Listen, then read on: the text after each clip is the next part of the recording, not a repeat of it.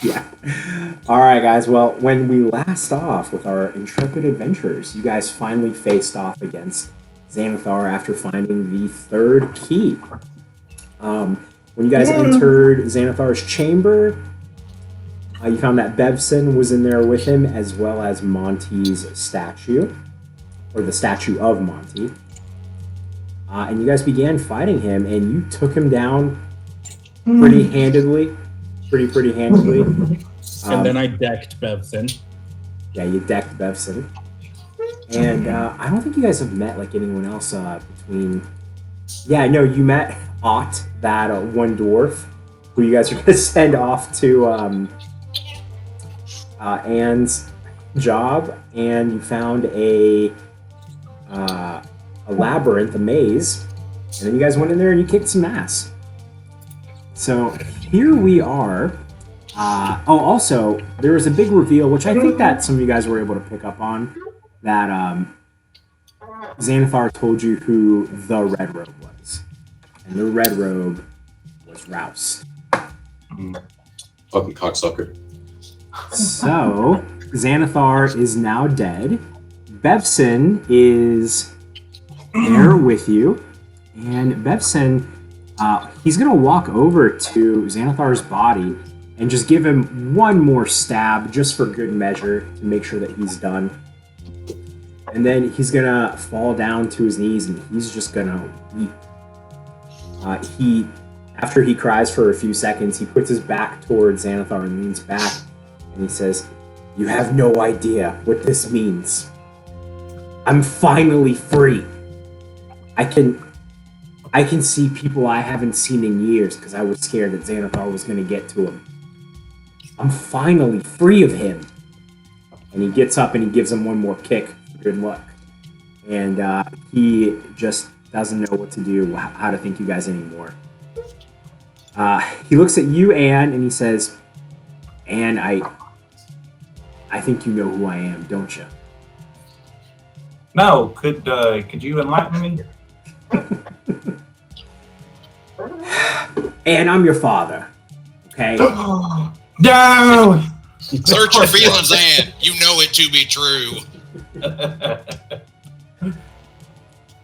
Yeah, I feel like you made that one mention about Karen or Kareem. I forgot what her name was. Kyrian. Yeah, I think that's it. And that's all I really needed to be sure. I wrote you a letter. It's up in my office if you want me to get it for you. No, I read it, and I burned it, just in case. And the other letter, which we need to talk about. Yeah, about Roust. I don't remember what the letter said, so you might have to remind me. It was R in that letter? Yes. Yeah, that was him. That's Roust. I wonder. I knew it couldn't be me. That wouldn't have made no sense. Yeah, there's not a lot of names that start with R that are important around here, I guess. But look, I know it said praise Syrian on it, but I don't really follow that. I just was trying to get on his side. And, is that Grizz? Yeah, that's Grizz. I'm in a different room now, so he can actually come to see me. Oh, yeah, you're upstairs. Yeah. Yes. So he says, listen, Xanathar is getting out of control. You guys actually did me a favor, because I didn't have to talk to that guy. I wanted Xanathar out, and there's only one person that he was scared of, and that was Roust. I did a little bit of digging. I had my guys follow him for a little bit, and I kind of found out who he was. I confronted him about it. I asked him, what happened if Xanathar's gone, and to be honest, he doesn't care if Xanathar lives or dies. He just wants the operation to keep going. So if he could take out Xanathar and I could keep his operation going, that would be all I needed. But since you guys did that for me, I don't need to, shake his hand and get into bed with him.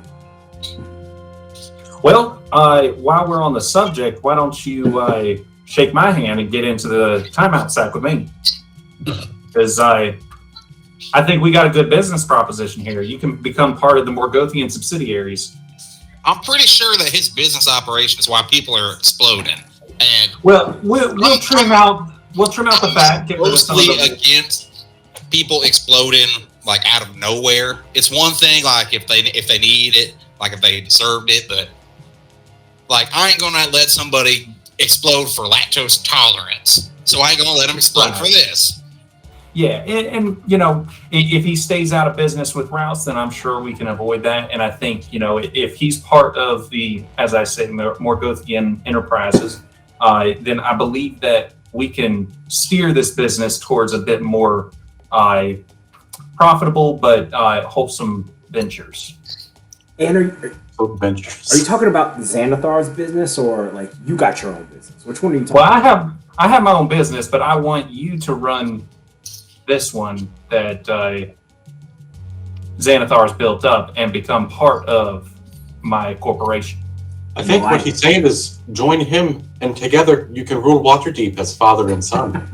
Exactly. It's like drug lords or something. See, I'm not okay with that. I've got my business based in Mystic Beach. I need a leg into Waterdeep, and I think that this is the perfect opportunity for that. As I said, you've got a rapport with these men. You can lead them well, and then there is obviously, as Robert has mentioned, going to be a change in what our ventures are. But I think that we have a very profitable business model that you guys can follow here. You can't use the name Glory Hole, but we've got some other options. Glory Hole, that sounds so familiar.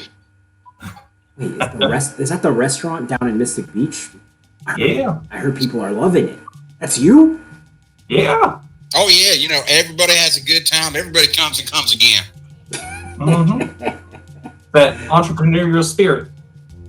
Well, and I wish I could say I raised you to do this, but you did this all on your own. That's incredible what you've done. And now, Anne, I think there's no leadership here anymore. There's only me. I was Xanathar's right-hand man. Right. He doesn't have hands. Yeah, that was me.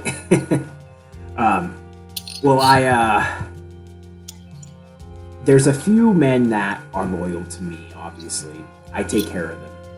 And there's a few that really want to get out of here because they're scared of Xanathar. They were only working, like me, they were only working for him out of fear of him doing stuff to the families and whatnot. Right. With him gone, I think they're just going to dip out. The Xanathar Thieves Guild, we're going to change the name, obviously. It's not going to be as powerful as it used to be, but I think we'll still, have a foothold in the city, of course. Right. We're a big organization of scary guys. But first things first, I'm going to take the drugs off the street. Okay? I steal from people. I don't get them high and make them explode. That's a different thing.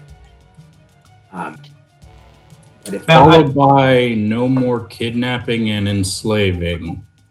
Oh yeah, all those guys that are statues, I got an elixir that we pour it on them and they'll be fine. Hey, speaking of which, I got one for your friend Monty here. And he is it Bat Guano? Bat Guano.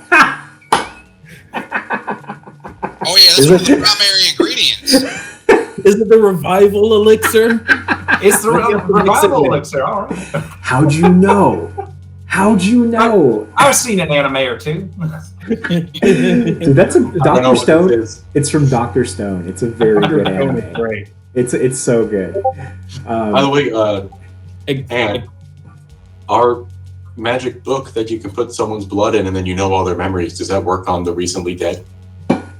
It says blood. Yeah, it says you blood. You should put Xanathar's blood in that book right fucking now. I'm gonna do it. That's a good idea. I take the book of the whatever it was called, and I just like smear it in Xanathar's blood, and the book of the hand closed. His blood is like a purple color, so the ink is purple. It's probably going to take a while to process. That's okay. We'll let Pi read it. Yeah, Pi is like. Bzzz.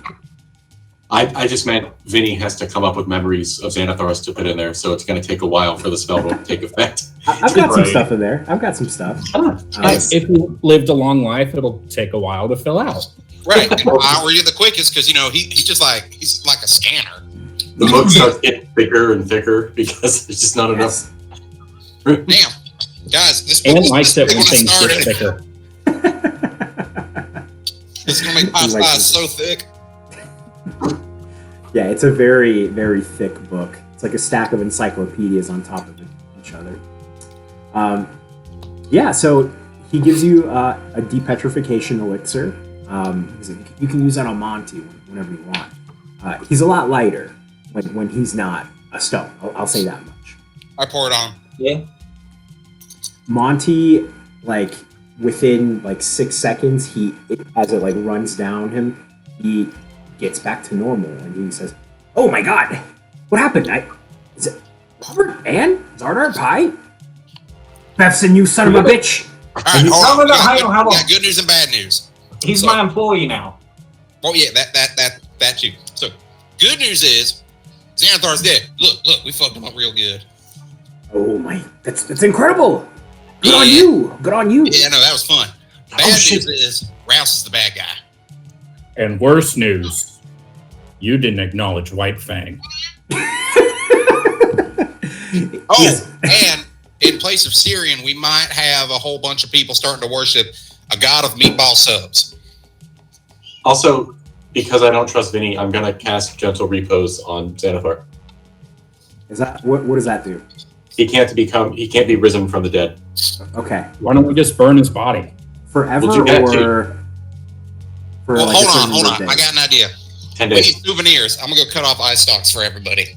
Oh yeah. We need to harvest this body because we've harvested every mythical creature we fought so far. I'm gonna take his biggest fang, and I'm gonna disappear for a bit. Ew. And we still Come need to back, create I this, need- but Make me like an eye stalk cod piece. Gross. I want to shoot death lasers from my wiener. Could I Smite. easily harvest the power from each eye stalk and put them in arrows?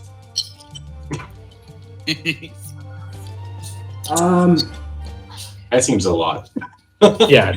that's a lot of arrows. Here's what because Curtis has asked me about doing something that I was okay with doing. That seemed pretty rad and not OP.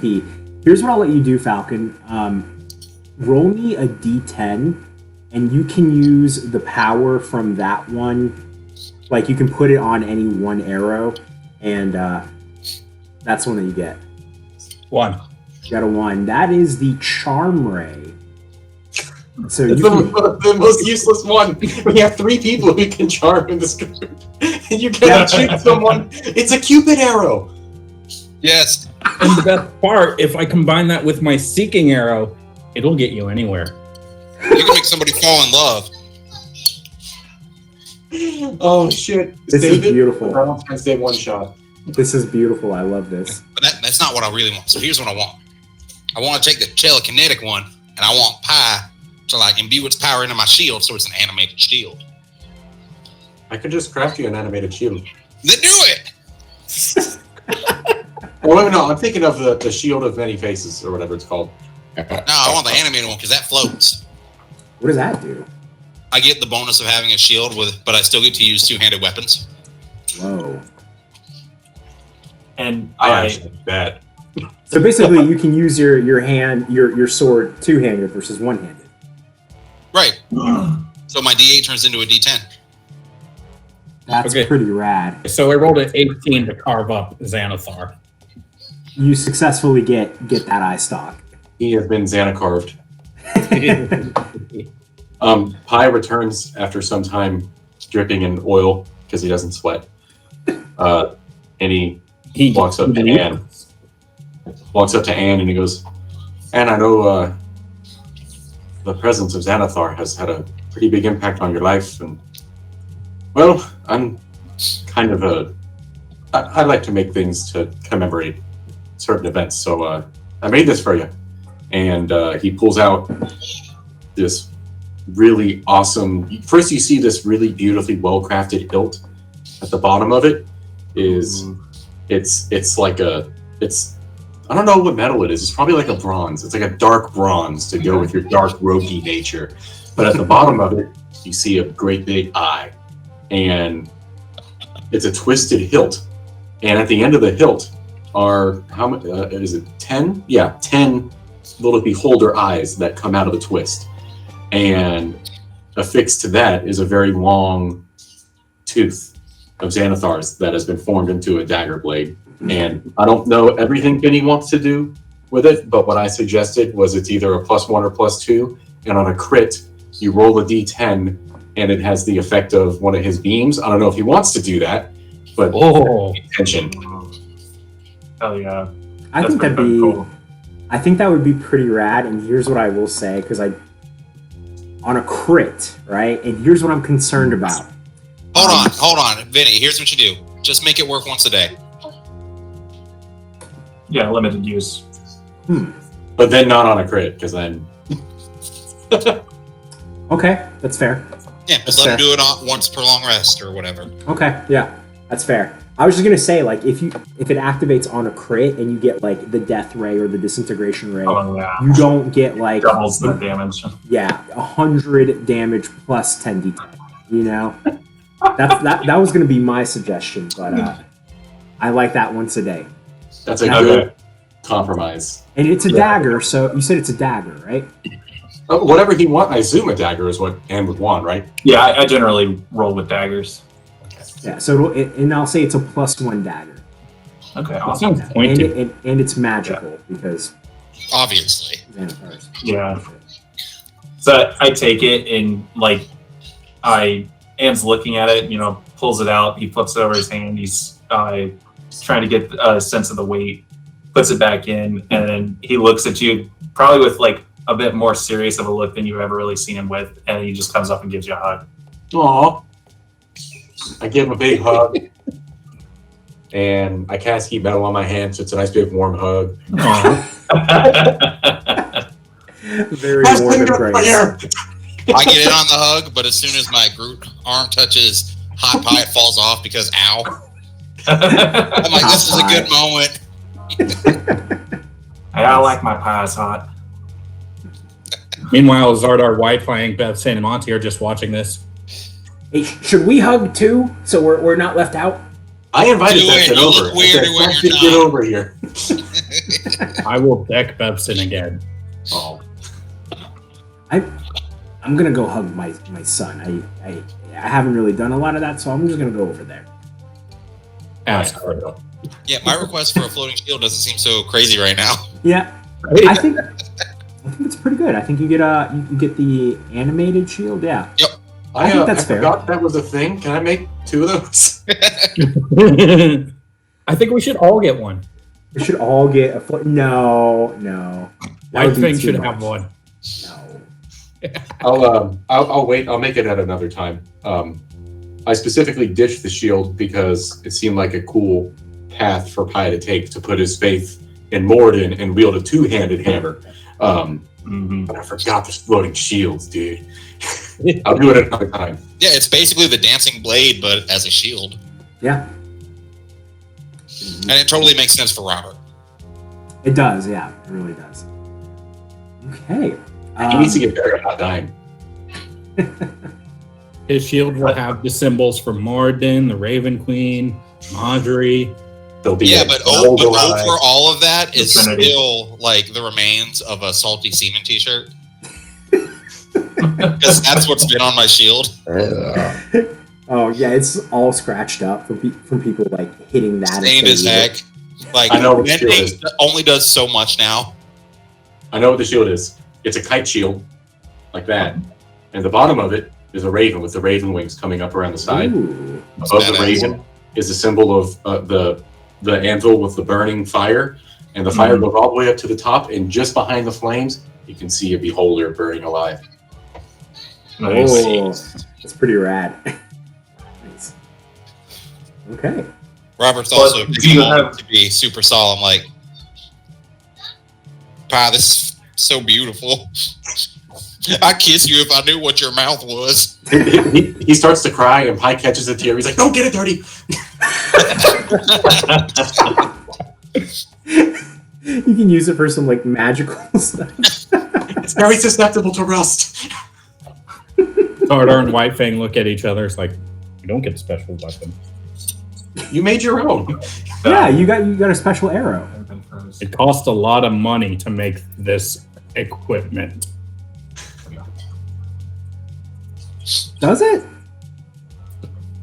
See, I was just thinking like this would play off Pi has been worried about Robert ever since Robert died again. Yeah, Yeah. I like that. And now he'll feel better. Like Robert's got a shield. Like He's got Morden watching his back.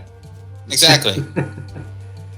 this is gonna be so fun to think like, someone's attacking Robert's back and the shield just floats behind him. And they go, beholder.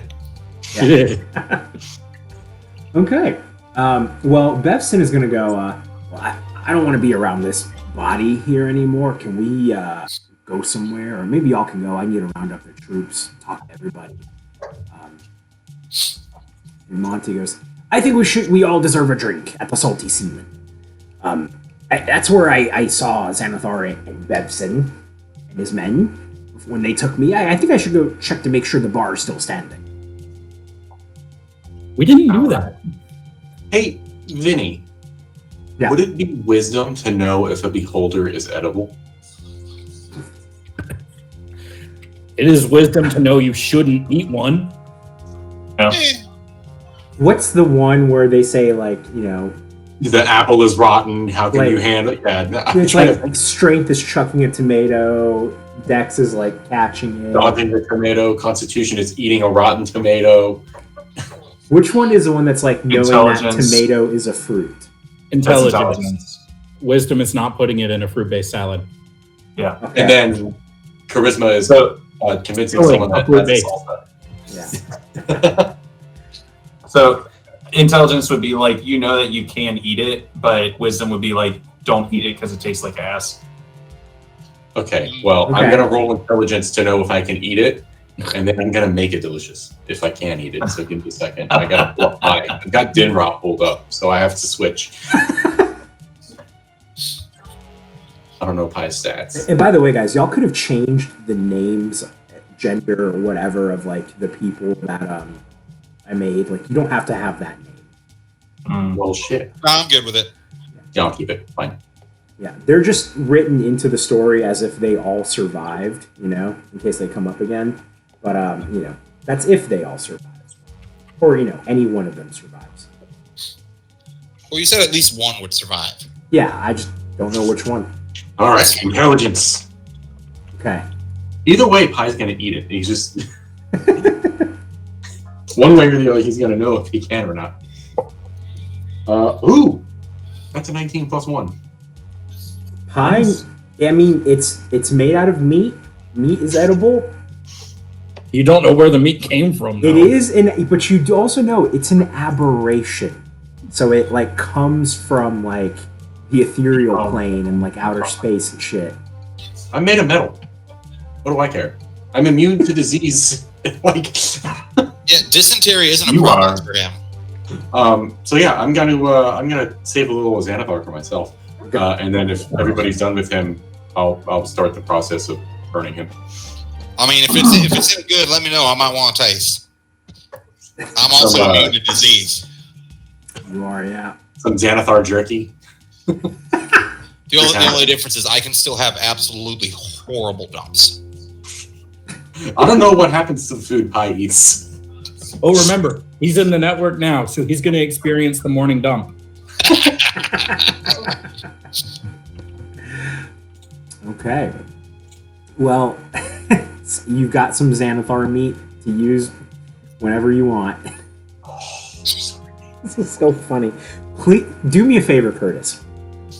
I want you to mark that in your inventory. Okay? That's what I want you to do. Xanathar meat. Sounds like something I would do. Xanathar sausage. Ignore that for right now, Vinny. I'm still finishing it. Okay, gotcha. All right. Okay, so you guys want to head out? I mean, I want to cook something now. You can cook. You can cook at the Salty Seaman. Yeah, I will. Okay. All right. So Yeah, I ain't interested in the rust monster. Oh wait, I wanna go back to the bar, bust in, be like, "We're from the Union." Y'all are being reassigned. Yeah, on your way out, yeah, you guys stop at the bar because you guys are right next to it. It's just like you're right above it. Actually, Bevson opens up a secret door that leads to right where the bar was. We did all this hopping around, and we could just come right through that door. God, Daniel. And you're supposed to see these things. I've been busy, man. I've been looking at these eyes. The detail work on this is amazing. You're right. As he's like looking at the blade. Blast. Eldritch blast. I think Kai actually found the door, but it was just like too heavy. You couldn't move. Can I use Xanathar meat as a weapon? If improvised, maybe. I mean, you can definitely poison somebody with it. Yeah, I could weaponize it in that way, yeah. Yeah. Yeah, and so Bevson is there with you, Robert, and you let him know that like they're free and that Xanathar is gone. And there's even more drinking. The goblins are drinking. The kobolds and Beppis, they walk out. He has his first drink in however many months. Yeah. And he sobs. Yeah, he definitely sobs. I give everybody sandwiches. Sammy or the smelly wizard, right? Yes. Yeah. And he's in Waterdeep, right? Yes. Yes. Okay. I need to talk to him about a duping spell for my Xanathar meat. Okay. But he could cast Grow. No. We're not trying to grow our own beholder, Curtis. No, I'm just trying to get more older meat. I want that to be what pie's thighs are made of. Wow. It's made of beholder meat. Yeah. What kind of mold or fungus would grow from a decomposing beholder? Oh, bad stuff. A space one. A space one? Space Something. roots. Space fungus, yeah. I Something think that just- Daniel, I Just think Daniel bends would be interested in that. space-time around it, yeah. It's like, if I can find this GIF, it's like, I just saw Prometheus in Alien Covenant. It's something like that. Oh yeah. It just looks like the surface of Felucia. Damn it, I cannot find it. Oh well. There's like, I saw it last night and like, they stepped on like this little mushroom and just like these spores happened and went into some guy's ear. I Giggity? assume he died. Oh yeah. Yeah, very much quickly. Very much quickly. Methius. Okay. Well, whatever. I can't find it. I'll find it later. Whatever. Yeah, okay. So you guys start making your way down to the Salty Seaman. It is late at night. Get my way down to. We unpetrify all the people before we leave. Bevson said that he would unpetrify them so you guys can like be on your way because he knows where the stash of the elixirs are, so he's gonna take care of it for you. Yeah. Don't worry. I never was cool with this. Like I said, I steal from people. I'm not a murderer, unless Xanathar made me murder because I was fearing for my life. But these people didn't have to die. Yeah. Okay. Everybody knows murder under duress doesn't count. Of course, that's what I'm saying. It doesn't count. All right, so Man, that might hold up in a court-martial, but it wouldn't hold up anywhere else. hey, I'm not on trial here. I'm gonna Xardaar pin looks this at all on him. Robert. It's like, shouldn't that make it better for you? You were in a very bad situation when you had to condemn over 300 people to death. That's what I've been telling myself. Okay. So you guys leave Xanathar's Thieves Guild and you descend Mount Waterdeep on your way back to the Salty Seaman. You make your way there. I start a parade. One-man parade. He's singing Xanathar is dead. Ding dong, Xanathar's dead. Don't trust Rouse. Xanathar's dead. Well, I don't think we should let Rouse know immediately because he's expecting us. He probably knows Yeah. everything that has happened. Robert's guys not are- smart enough yeah. to have kept that from him. you guys are at a high enough level where like he can't just enter your mind anymore. Unless he does it like forcefully or something. But No unwarranted penetration. yeah, you can prevent him from going in there. Take it. Giggity. Yeah. All right, fine. Knock, knock. Hey, Roust. Roust. We're going to the Salty Seaman, not the Roust. I'm in the head. Wait. Bad idea. So That'd be you... a bad idea. All right, hold on. I was changing the music. Okay. I mean, he's gonna find out anyway. I'm just gonna tell him we killed Xardaar. We're going back to the Salty Seaman if he wants to come talk. There's got to be some like political ramifications to this, though. Yeah. So yeah, as you're entering the bar, you see you message that over to him, and it's like you know that he got it. He just hasn't replied. You know. Like So it's on red. Got it. It's on red again. yes. Yeah. He does that a lot. He does. Yeah. He's busy plotting and shit. You know. All right. Well, as you guys enter the Salty Seaman, you guys are all happy and cheering and like singing to yourselves. You see something you didn't really expect to see. Maybe you did. I don't know yet.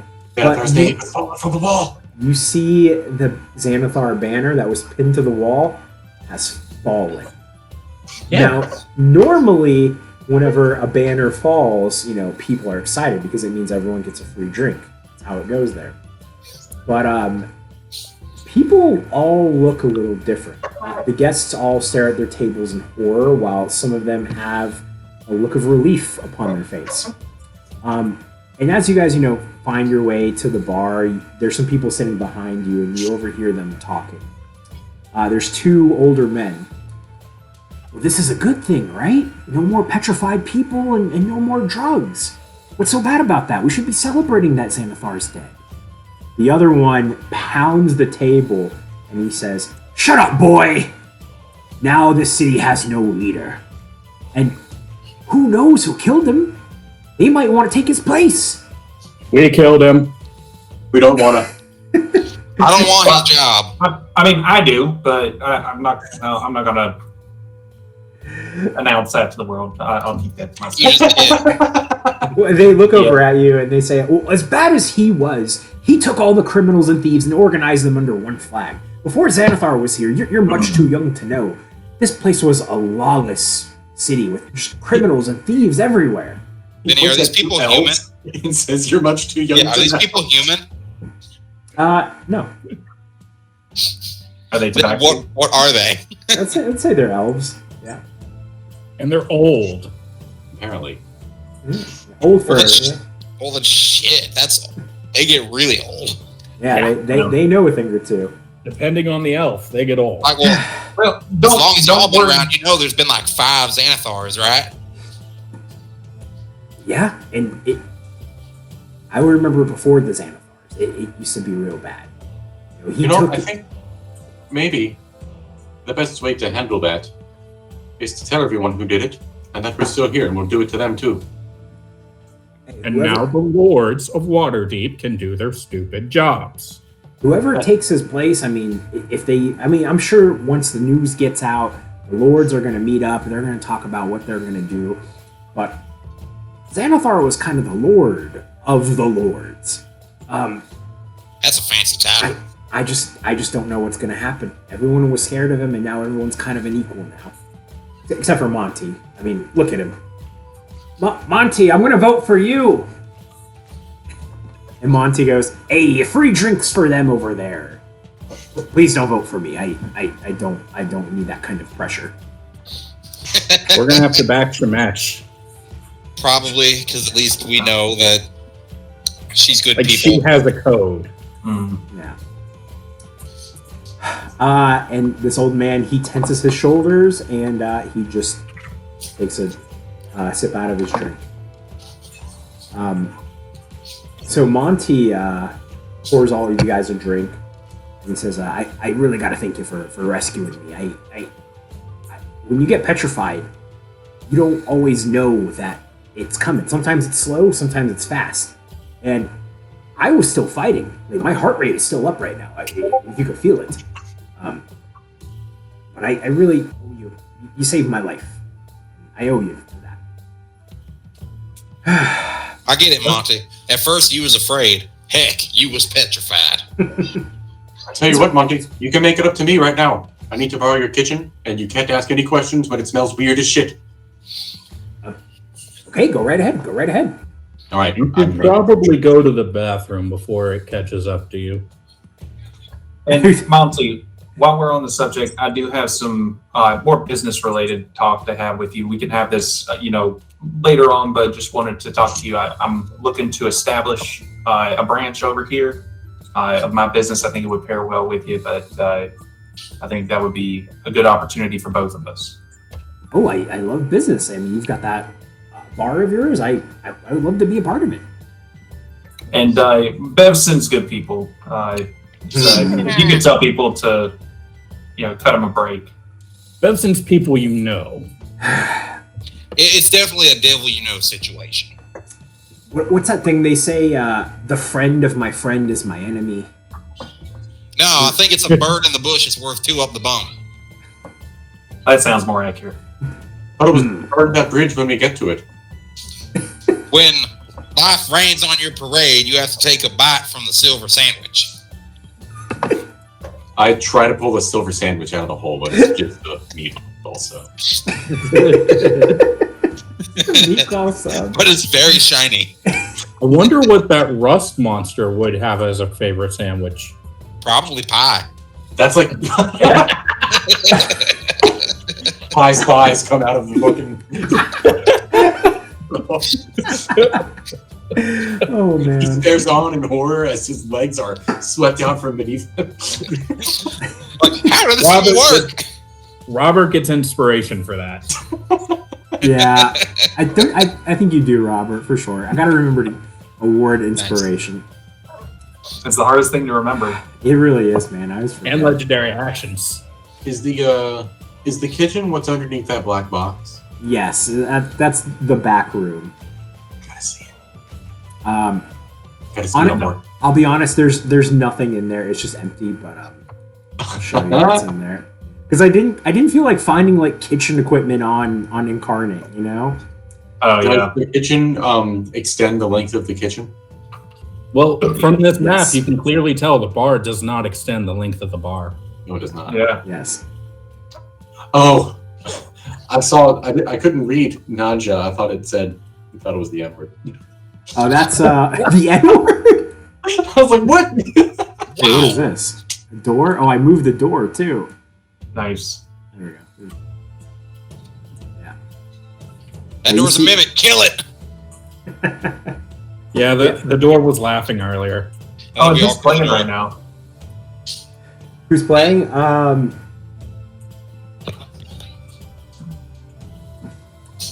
don't. Some dude. I couldn't think of a fantasy name of a band quickly enough. I mean, it's been a while. Bard Cement could be back in town. No, that looks like a dandelion. This is a solo act. Oh, yeah. There's some dancers. Yeah, it's dandelion. He has some dancers. Dandelion. Oh God. I'm gonna kill him in his sleep. I'll break my moral code. Why? I on the show, I fucking despise him. He's fine in the games and the little bit that he's in the books, but I hate him on the show so fucking much. Oh, I love him. He's awesome. Teach their own. Yaskier, as they. Oh yeah. Yeah. Oh God, can't stand him. And I hate the music too. I absolutely hate the songs that he does. They try to do like a weird modern poppy version of like tavern music, and it's the most disgusting thing I've ever heard. It makes my ears bleed. Sorry. I don't know. I feel like parents having weirdly kinky sex would be the most disgusting thing you could possibly hear. No, I'd rather hear that than hear grandparents in a kinky orgy. Well, no, see, with old people that they just bone down constantly. Why do you think STDs are so rampant in nursing homes? Yeah, but you don't want to hear someone break their hip and keep going. I mean, I think my Viagra doesn't wear off for at least another 3 hours. I'm not going to let my third broken hip stop me from getting my freak on. Maybe I you can't shouldn't wait get a third hip. to be a syphilitic old man. I'm glad that was you're already old. Oh, guess what, Jen? She just appeared out of the toilet.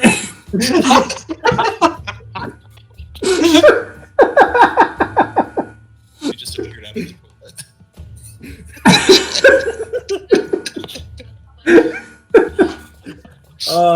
Hit the shit again and didn't repeat any of that. I know. It's syphilitic. Whew. Okay, well, Pi, you have access to the kitchen. I'm going to do a cooking roll, whatever that is. I am proficient with chef's tools. So add your proficiency bonus. And what am I rolling? D20. Okay, I didn't know if it was a skill, like... It's just cooking. Hang on, my feet does something for that, I think. Your feet have spikes in it. We know this. They do, but I am also a chef as a feat. 20. You gain a bonus to either con or wisdom, proficiency with cooked utensils. It can prepare food that allows creatures to regain additional hit. Okay, it just gives me the proficiency. Okay, so I add my proficiency bonus. All right. +4, cool. 7. Please be a 7. Please be a natural 20. It's our first roll of the night, I think. I don't know. I rolled to see if I could eat him. I don't have any inspiration, so this is it.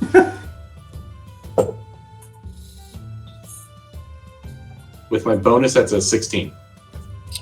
I think that's a successful roll. Successful enough roll. I feel like 10 would be like, okay, you made something that's okay. 15 would be like, hey, this tastes pretty good. And over 20 would be like, fancy restaurant. You know, you could charge like 20 gold for this. That's double the cost of a beer. But for I mean, it's a new food. I'm not super experienced with it, so I'm pretty happy with what I got out of it. I made extra spicy Xanathar jerky. I don't have a name for it yet, but I'll think of one. Hey, Monty! Wait, what's up? Try this. He sniffs it first. I'll eat one too, just right in front of him, because I don't give a shit. you're immune to disease. It's not that trusting. I know. He eats it, and it's very spicy for him. I'm gonna make a con saving throw. And I know Monty's con save. He failed. I rolled a nat 1. Oh God. Oh, I rolled a nat 1. I mean, we have no idea when he last ate or drank. Monty starts sprouting beholder stalks. No, he shoots a disintegration ray out of his ass. Yeah, roll a d10 and see which ray he shoots out of his ass. Oh no! Yeah, he's lucky that's all that happens to him. I hope it's the charm ray and someone's Why? just infatuated with his ass. That's one Monty, piece ass right there. Monty burps as one of the tabaxi is running by, and he burps right in like the tabaxi's face, and the tabaxi becomes paralyzed. Well, I can fix that tomorrow. Oh boy, it tasted pretty okay. It didn't sit right in my tummy. Whew, you okay there? And you just see the tabaxi's eyes just moving.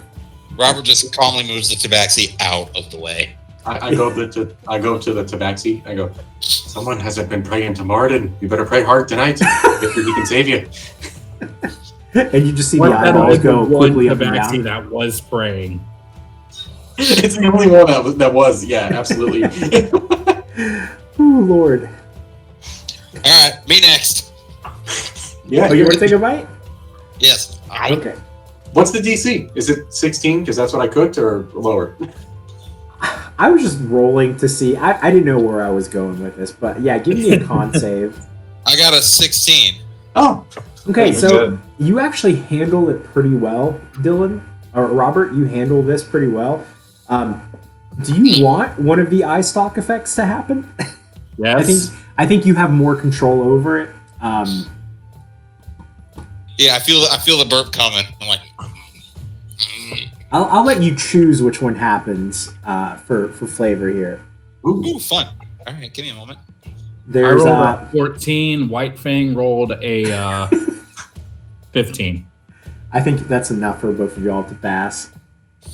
There's a charm ray, a paralyzing ray, a fear ray, a slow ray. Is there a sugar ray? I wish. There's an enervation ray, a telekinetic ray. Is there an intervention ray? Intervention, yeah. The telekinetic ray could be fun. You like burp at something and it just starts to wobble around. Is there a Romano ray? What I do is I try to stifle the burp, and it ends up coming out my Groot arm. So instead of me just holding it in, like, yeah, telekinetic ray at the paralyzed tabaxi. Oh, To lift him up. Like, oh shit, I'll get you down. I'll get you down. They're just like I grab him floating. and he's not coming down, and now I'm going to. It's like I grab them and lock into place so they don't get too far. It's up a floorboard. it's like that Wait. aunt from Harry Potter. Wait, hold on. We have a ceiling.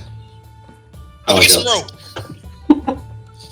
Tie a balloon. Back to a railing on the second floor, so that way when he falls, he doesn't fall to the first floor. Please tell me you tie him in a harness style. I do now. I'm like, that's a good idea, Xardaar. I'm gonna do that. You should just tie his tail around the. No, that would hurt. Hmm. Wait, I have a better idea. With that rope, I just reel him in, and I just like tie the harness to the railing. Yeah. So Xardaar rolled a 2 on the D10, and White Fang did a 3. Oh, I was going to let you choose, but that's a paralyzing and fear ray. You got what? So if I get to choose, do I get to do the Ray Romano ray? Yeah. What about the Ray Romano Liotta Ray? What about the Ray Barone? Is it the Ray Barone? The Ray I got the Ray Romano. Liotta. I just want everybody to start talking like Ray Romano. Yeah. Yeah. Yeah. Everybody loves Raymond. Wrong brother. Okay. It's at this point. It's so funny. Like everyone at the bar behind you is like stressed out and kind of like shocked and like really going through it, and you guys are over And here. we are dumb. Yeah, we're acting a fool for sure. Hey, you know what'll help everybody settle down? Some jerky. I mean, at least we know who the biggest threat in the city is now. Us. Rouse. You guys. You know, speaking of which, it's at this point where Robert, you get a ping back from Rouse, and he says, I really don't want to go get a drink right now. Why don't you guys come and meet me at Emerald Enclave? But the Beholder jerky's here. Guys, we're supposed to meet him. It doesn't feel like a movie. Yeah, I'm fine, guys. Like this is, I'm already gonna see you tomorrow to take you to Neverwinter if you want to use my teleportation circle. But like I have to go in for the night. All right, well, whatever you do, wash your hands and delete your browser history. Okay. So am I gonna see you or not? Tomorrow. Yeah. I mean, we end up tomorrow. Shit, we're getting down right now. You want me to bring breakfast burritos? No, We got I'm fine. Beholder jerky. You want to try that? No, I'm actually a vegetarian. Can you make that into tofu? Absolutely not. Pie is offended. I know how don't know tofu works. He has no consequences. I'll Robert, bring you a let's go. salad. Okay, well, I'll see you tomorrow. Good night. Later, nerd. All right, love you too. Bye. Click. He Robert like saw the click.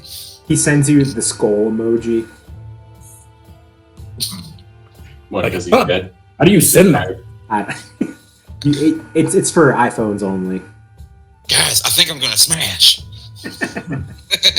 Yeah, I just keep getting like, Robert loved this image and stuff like that. I'm like, what the fuck is this? Yeah. No, the only one that has this problem is Pi. That's right. He's the only one that sees this. Everybody else sees all the emojis and reactions. Pi just gets little boxes. Eyes on Pi OS, bro. You're This is not for him. He tries to send stuff back, and it's just binary. It's so Like we thought I said LOL once, but it was just 101. It was KEK. KDK. Robbie got it. Yep. Oh man. All right. Well, is there anything else you guys want to do before the night ends?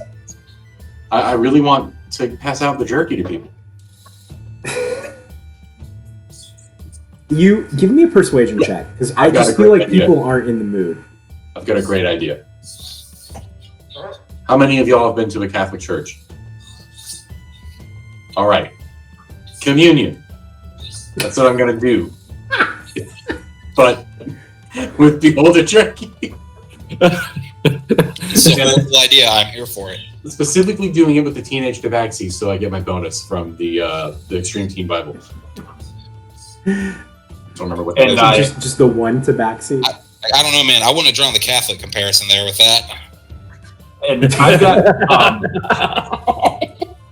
got a bunch of these pamphlets that I've clearly like scribbled down on napkins that are basically outlining like come and work for Morgothian Ventures and you'll get a pension and sick leave and paternity leave and competitive pay and all this other stuff, and I'm just handing it out to all the people that look like really depressed and like. Do we get dental? And yeah, of course. And a free draft of Giant's Ale. Oh shit! You good? Extreme Teen Bible gives me a +1 to my spell save that I've never ever applied. I think it automatically does it. Oh, okay. Yeah. Because I made it. Double check your spell saves just to see, because you can like click on it and see where everything comes from. Yeah, I'm gonna unequip it, and I'm gonna see what happens. So what's my spell save DC right now? If you go to spells, it's at the top and it's on the right. Okay, save of 17. Oh, that sounds like that's got a +1. But I'm gonna try it anyway. Yeah, you did mine's just level up, but I don't have very many saves that I make people do. Okay, no, it does apply it. Okay. Anyway, it gives me I think it's advantage. Advantage on persuasion, yeah. Hell yeah. Alright. Let's convert some teens. Man, I hope they live through this. Are there any dwarves here? Dwarves, sure. Good. I get double advantage on them because of my belt of dwarven kind. I is becoming a religious predator. Jesus Christ. Don't say predator when you're going after teens. It's very Catholic. It is. Yeah. Subscribe to Pi. He'll show you the way. He is the Jared Fogle with the sandwiches. I am the way of the rat and the wonder. God. Oh my. Natural 20. Oh God. Pi, you get everyone to eat some jerky. So that's a 23. Oh God. In the name of Moradin. So let's see what happens. How many people Everything happens. People are not having a good time. Ooh. You probably just roll a percentile die to see what percentage of people. So you see that some people eat the jerky, and some of them, the ones that do, they all go running outside, and it looks like fireworks are going off as you just see like disintegration rays being blasted into the sky, and just all these different. I'm imagining all of these rays are different colors and have different effects once they blow up. But someone accidentally charms a bird, and that bird is DTF. Chaos ensues. There's like a bunch of Aarakocra flying. They all come crashing to the ground. Oh no. You see Robert out there using his screwdriver to stretch to grab anything that starts floating off. Oh man, yeah, they're just very, very sick. That anime was ridiculous. Yes, I just know, like that. it was so good. Okay. Specifically that moment. You see a dwarf is like, this is the power of Warden. As he just farts a disintegration ray. Oh god. Just takes out like 20 buildings. It's Man of Steel level destruction. Waterdeep has been leveled. Everything except the Temple of Origin. The city ain't the same. Okay. Oh, it was good. I eat more jerky. It's delicious. Pie, you handle it really well. Oh yeah. All right, guys. Is there anything else you want to do? I'm like set for life now. That was. Okay. Well, take your long rest. Yeah, I already said that. Okay. I I waited. mean, we did that when you leveled up, so. Like a good boy. Long rest. And all right. Yeah, so you guys wake up the next day, typical breakfast spread at the Salty Seaman. There's a few old folk here who come here for Bloody Marys and to get their breakfast on. All right. Where do you guys want to go? I want to stop by the temple before we leave. Okay. We should check in with Thamior and Shemesh. Because Sure. they're on our side, at least. I'll kill two birds with one stone for you here. To kill two Roberts, what? No, after all two the- birds died last night. Yeah. Kill two birds with one disintegration ray. With one catapult.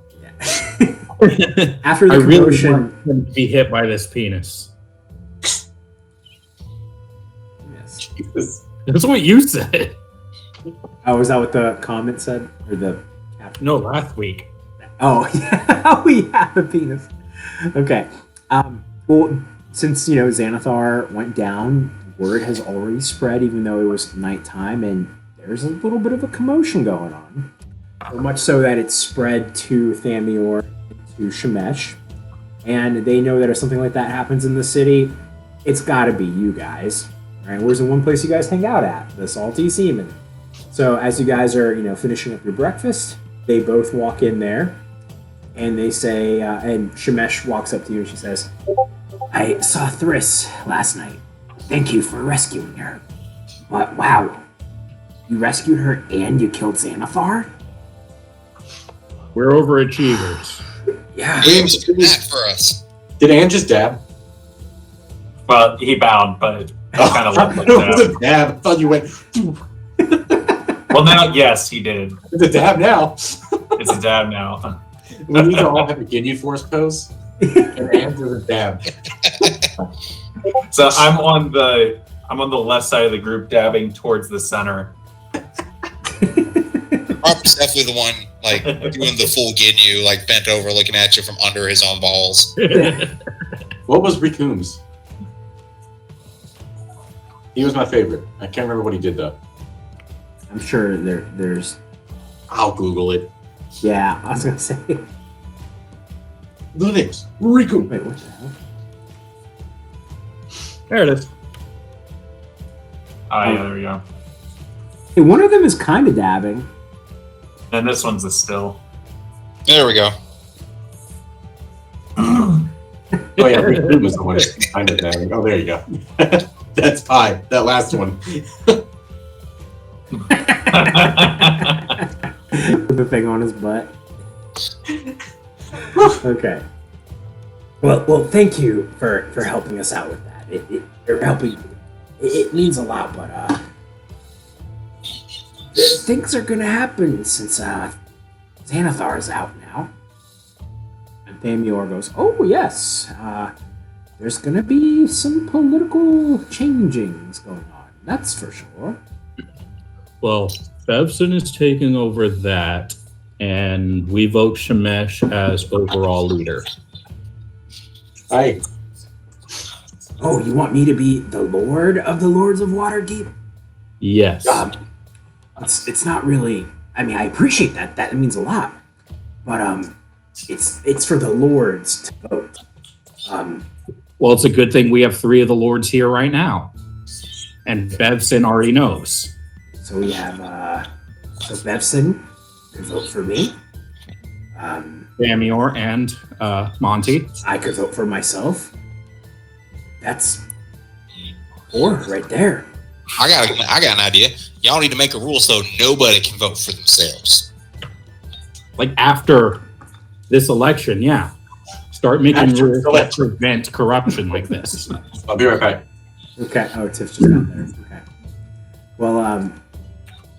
Well, I mean, that sounds great, but that would still be 4-4. There's still Roust and Erden, and whoever is the new one for the rich folk, and whoever's the new one for the poor folk. I'm sure I could get the poor folk to vote for me. I'm pretty sure Ann and I can get the rich folk on your side.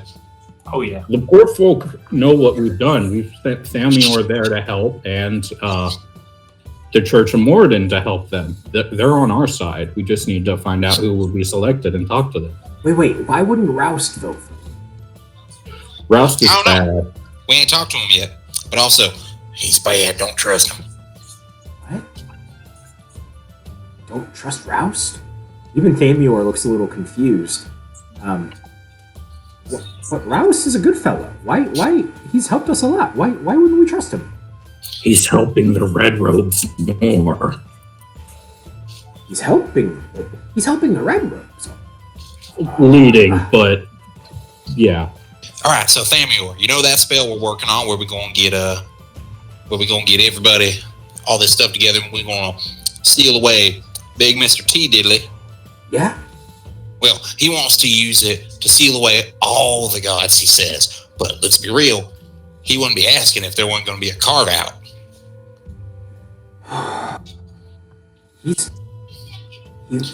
He lives very close to me. Should I be scared? Probably not. I mean, honestly, he probably don't see you as a threat. And beyond that, he sees you as helping get the spell together that he needs. He still needs the spell. He's just going to try and use it for his own thing. And, before we cast it, we're going to read over the contract, make sure there ain't no weird clauses in there. Of course. Well, He has yet to act publicly against us, so you're safe for now. Just... He doesn't know that you know. Probably not. But, just don't share any passwords with him, and as long as he keeps helping against the bad guys, then we're probably good. Okay. I will watch out for that, of course. And in the meantime, I will try to use my connections to get everyone to, whoever their leader is, to vote for Shemesh as well. Shemesh should be a good leader. He points at her. And you guys are looking at Shemesh, and she does seem like she would be a good lord, for sure. I feel like she'd be all right. Like, not great, but all right. Yeah, definitely a step up. And we'll take that. Yeah. Like, we're not going to let the perfect get in the way of the good. We'll be like, nah, Waterdeep would be mostly fine if you're in charge. You're putting, like, a cop in charge, but, like, a fantasy cop, which, with... That can only go so stronger far. Morals and ethics that guide her. Yeah, she's got an oath. One that she literally gets her powers from. Right. So... As a paladin, Robert trusts Paladin, like, our oaths are real strict. Like, if we break it, our powers get all jacked up, and becoming an oath breaker is like a whole process. I mean, you gotta get a haircut, and Shemesh doesn't even have hair. Well, listen, she puts her hand on your shoulder, Robert. If I break from my oath, and then she looks at the rest of you guys, take me out. Oh, hell, that's implied. Well, that's good to hear, because I'm going to do my best, but so much I can do. We're not supposed to have another council meeting for a few days, but I'm gonna try and get everyone together, see if we can have an emergency council tonight. This feels like an extenuating circumstance. Oh, of course. And you should put something into the bylaws where if one of y'all is indisposed and y'all need to vote on a replacement, that an emergency meeting would be convened as soon as possible. Oh, absolutely. I'm surprised there's not one written so far. I guess Xanathar never really thought that he'd be out. It's just hard to believe. He's been in charge for so long. You ever wonder what Beholder tastes like? Actually, yes. Yes, I have wondered. I'm just going to assume we have some leftover jerky and give her some. Yeah. Pi hands her a piece of jerky. Amior is fascinated. Yeah, he really is. There's just like stars in his eyes. Like he's got notes. He's produced a composition notebook that we don't even know where it came from. Like, yes, please tell me everything. She What? Yes. yeah, just like that. She tastes it and she obviously passes her saving throw. And she loves the taste of it. And she wonders like if there's any more of it or if this is the last little bit. I'm gonna have to find some other aberrations because this is amazing. Some people don't even believe that aberrations exist, and one of them was the leader of our town. Incredible. Now she's got a taste for Probably aberrations. still have some aboleth left. That was We had some aboleth mucus. Yeah, but we also took apart the entire body. you did? And I do We have put a it on little bit a of ship. That's true. We've got some aboleth and some kraken down in Waterdeep. God damn. Well, if you can turn it into something that tastes like this, then I'll definitely buy some off of you. And I think we found a new arm for your business. You hear her tummy rumble, and she goes, "Wait a minute, something's coming up." Oh yeah, don't point that at anyone.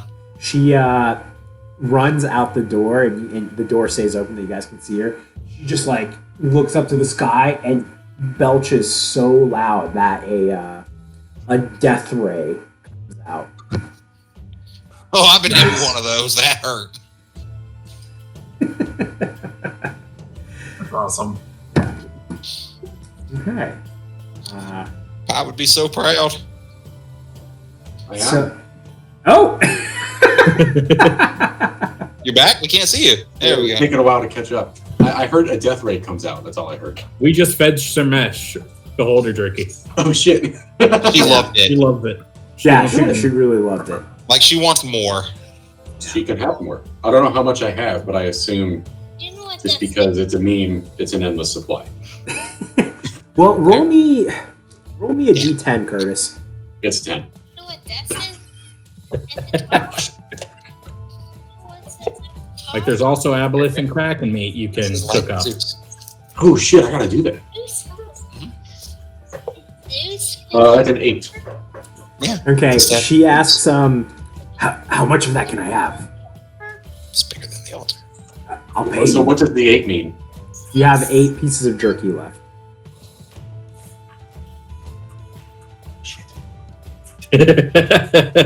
That's far fewer. I thought you were gonna say I started with 8 pounds of jerky or whatever. So Well, you had a whole communion and you've been eating it all night. You fed an entire bar. Yeah. I know. I'm a very good cook. Well, and he cut them up into small pieces. Like you only get like a little pinch of bread when you go to communion. So as a pinch of beholder meat. And the bag is mostly air anyway. Like the little thing of silica gel is bigger than the jerky. I tell you what, Shemesh, can you get me more of the meat? You want me to... Where's his body at? I'll go and get it. I don't give a shit. Well, the body's gone. We need It's in his bag. Oh! more dead beholders. You know what? This one told me, and she points at Anne, that he's starting a little business. I know he's got a restaurant. I've heard good things about it. Word spreads pretty quickly. You know what? If I find any aberrations, they're hard to come by. But Let us know. We'll kill them. I'll bring it to you. Don't you worry. Xardar's favorite enemy is aberration, so Nice. he's okay with just killing them. All right, I give her 2 more jerkies. 2 more jerkies. You got 6 left. Okay. can have some more, because Thriss is gonna want some too. I'll bring it to Thriss myself. She's okay. Fine, that's fine. Whatever. I'm glad you could make something. You could make money off of this. Is what I'm saying. Okay. I know it's very valuable, and I have very little. Well, I appreciate it. And I appreciate the praise. I'm glad you like it, but I like it a lot too. Samuel goes. It's a common. Might I be able to sample it too? You can have one of hers. Shemesh? You see, like, her eyes go red and, like, steam come out of her nose. Samuel, do you have, like, a duplication spell?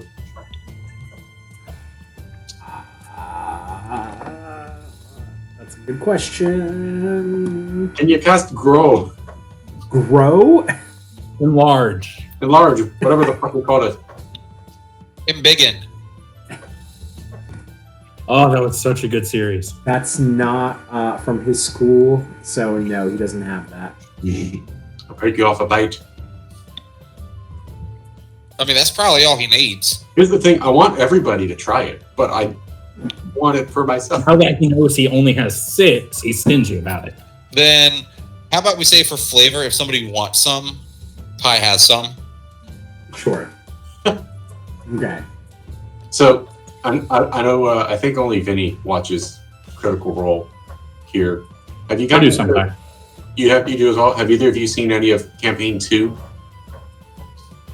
No. Which one's 2? The Mighty Nine. I don't think so. In Campaign 2, Marisha plays a monk named Beauregard. She's a kobold something. Well, she always has pocket bacon. Like Jerry with his cheese. I get it. This now. I won't give her. I have a sandwich hole and a pocket of beholder meat. Oh shit, dude! That's it. That's the key to infinite beholder meat. It's in between two pieces of bread. Put your hand in here. I spread them wide for Shemesh. And once somebody's pulled the sandwich out, Pi knows how the sandwich works. Yeah.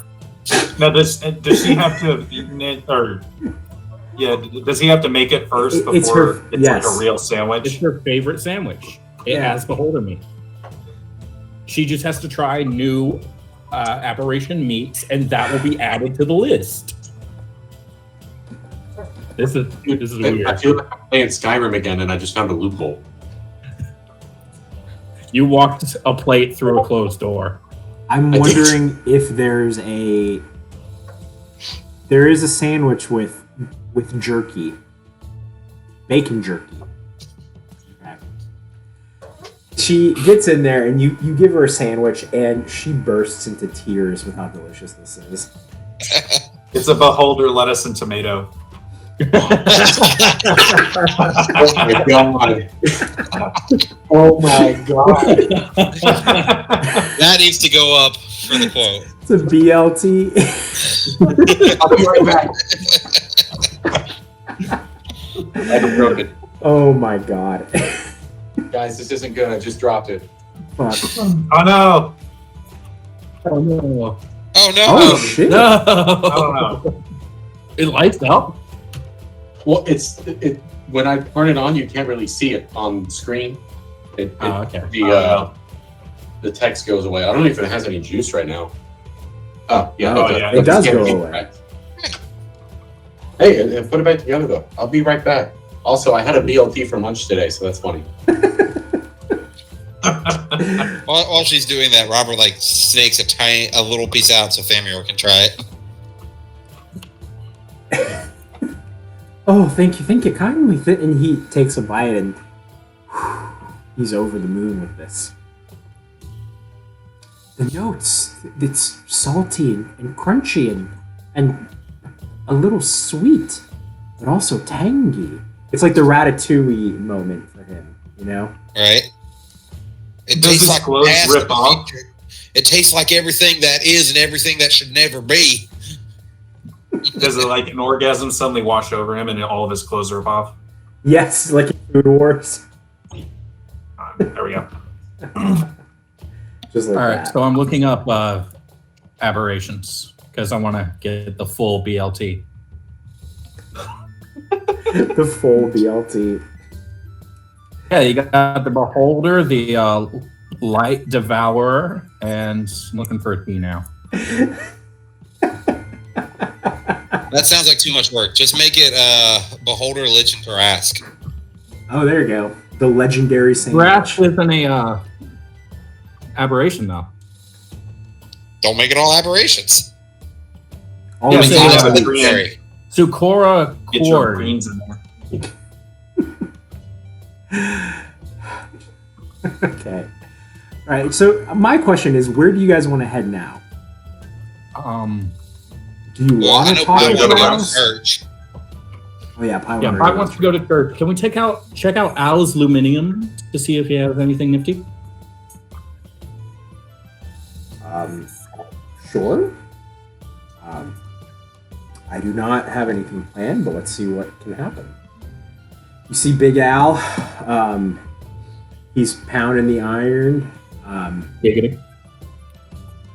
Hey Is he there, working guys. out, Is he what? working out the kinks of his new weapons? Of course it is, yeah.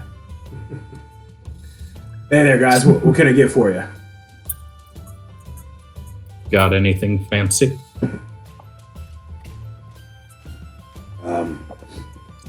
Nothing specifically. Is there something you're looking for? Well, one thing I was thinking about getting was potentially sheaths for my blades that can go on my wrist, so I can just like I'm ready to go. And they're highly concealable, hard to notice. Oh, that's easy. Yeah, that's just some leather straps. Yeah, I got some of that. Now, the leather isn't expensive. It's the mechanisms that's really precise. And you don't want to cut off your ring finger when this happens. I've seen Right. an older model that used to be the thing, but not anymore. He's doing a hidden blade. Yeah. But he's gonna do it Loki style, so they just kind of come out of his wrist and he grabs them. Loki style? Oh, was that in the show? I haven't seen it. I think No, it's how made he them draws appear. his weapons. Like he just throws his arms down and they come out. Oh yeah.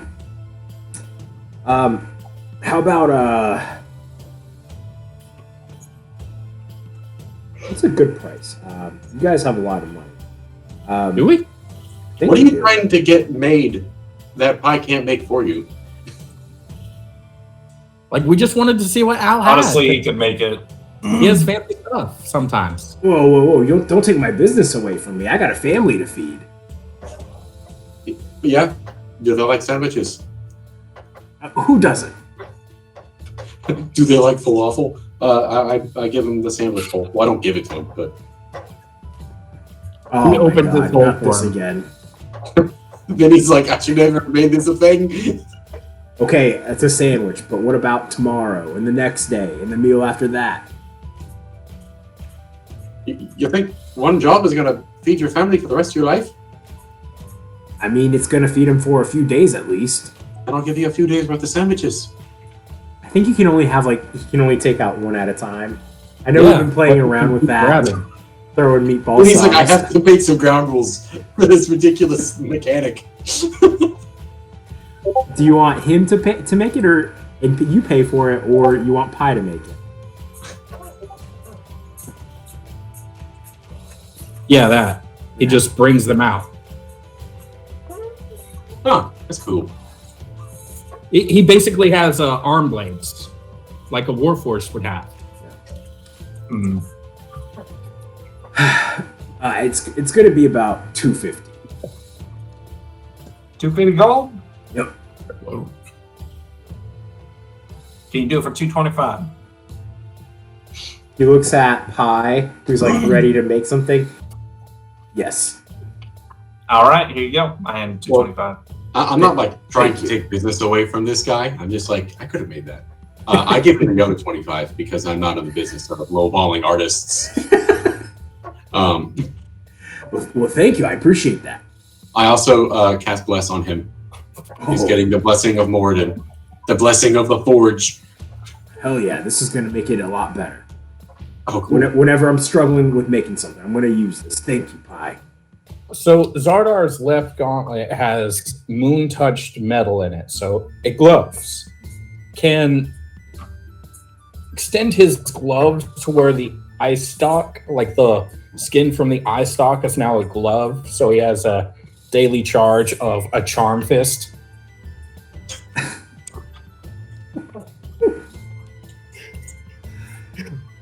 He just goes, "Oh, me!" Okay, sure. Yes. Everyone's charming everyone. I mean, like, I feel like it's... Love hurts. But sometimes Sure. it hurts. Once per day, you can do that. Punch someone and make them love me.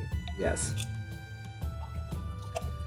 Okay, I've never worked with this before, so I'm definitely going to use the Bless. He uses the Bless as he's forging this. He makes you this eye stalk glove. I mean, like, listen, I've never made this before, so I couldn't put a lot of artistic detail into it. But I mean, it works. It's going to be 200. Okay. Thank you, kind. I appreciate that. All right, and Pi, you wanted to go to the church? Yeah, I don't think we have been since we arrived, because first thing we did was try to save Robert's mom, and I think we just been kind of Anne's mom. Anne's mom. Whoever, I don't know. They all look alike. None of them are robots.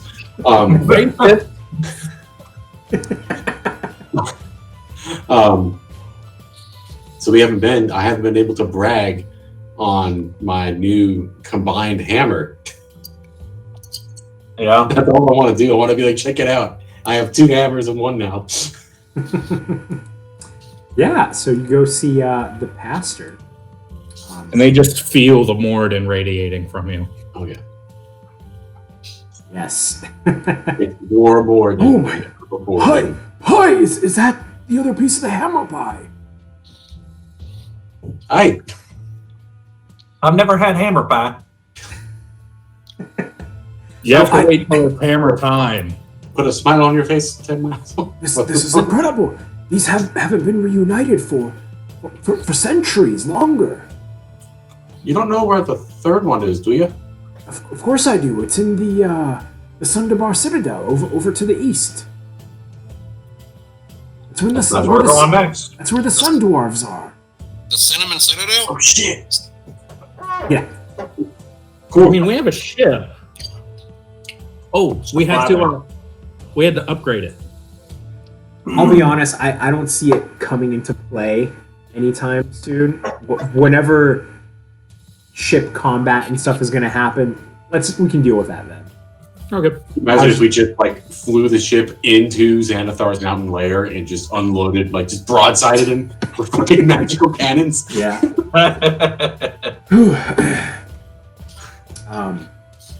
Sunbar Citadel. Where in the Citadel is it? And why do I have it now? Well, that's where the Sun Dwarves went. The Star Dwarves went underground. The Moon Dwarves are everywhere else. The Sun Dwarves, they went towards the desert. They're just more capable of harshing it out over there. The Citadel is quite the stronghold. It's both a jail and a bank. People hold their valuables there. People hold the country's most dangerous people there as well. So it's not like a town that I could just walk into. Oh, of course not. No. You're saying, and I look over at Anne, we'd have to heist it.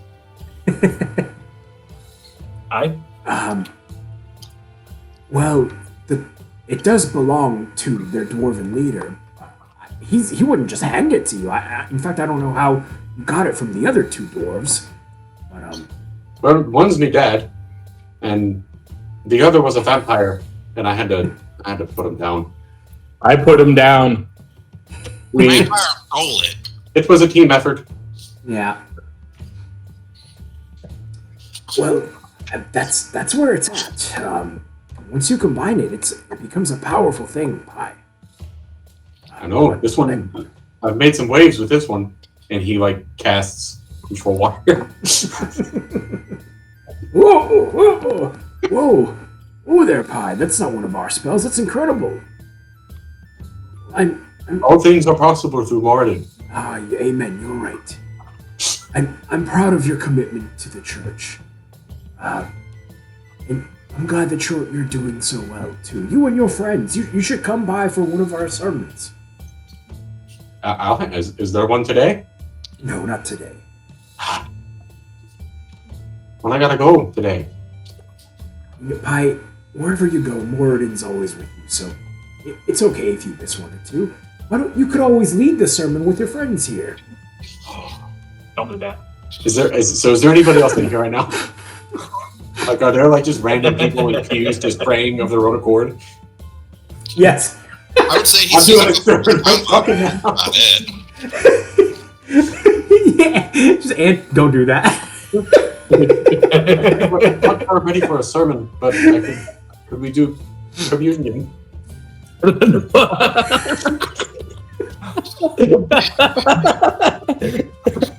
on your own this time, Pi. That's a great idea, but I'm gonna stand outside.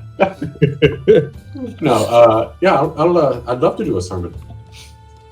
Come Not on. on time today, but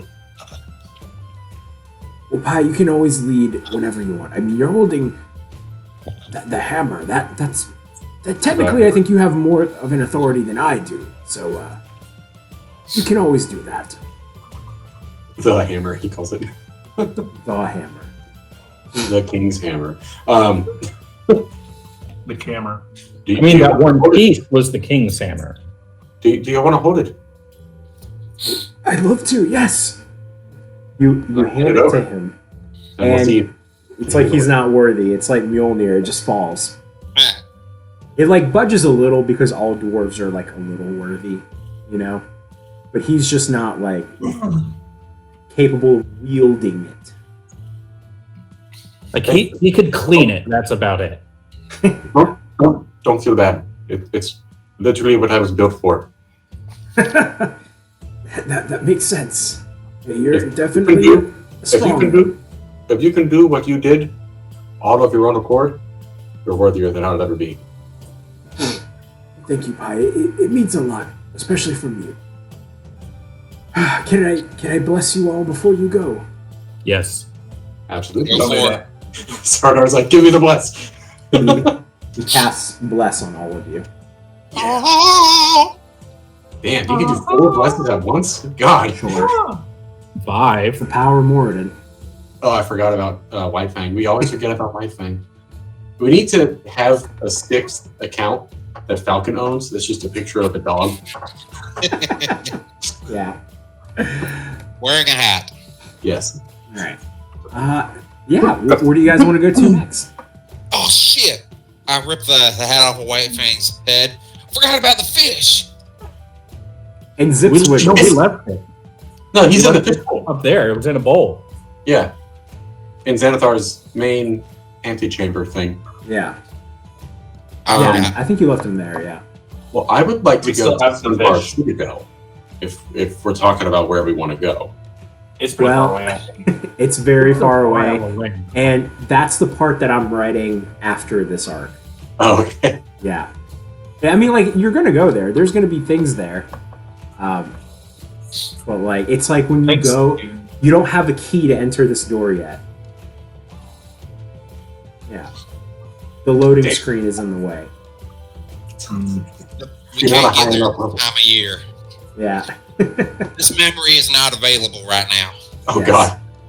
Desynchronized. Yeah. So you guys know you have to go to Neverwinter. How do you want to get there? Or is there anything you want to do beforehand? I mean, I really want to see Big Mama. And I want to go to the church there, talk to my boss. As cool as it would be to just portal there, it would also be really cool to have a flying ship there. But then I don't get to see my girl. Bro, we can still pop in. Yeah, you have to see her. She's the one that you have to see in order to get to the Feywild. Xardaar's supposed to check in with the local office whenever he visits a town anyways. Well, what are we going to tell Rouse?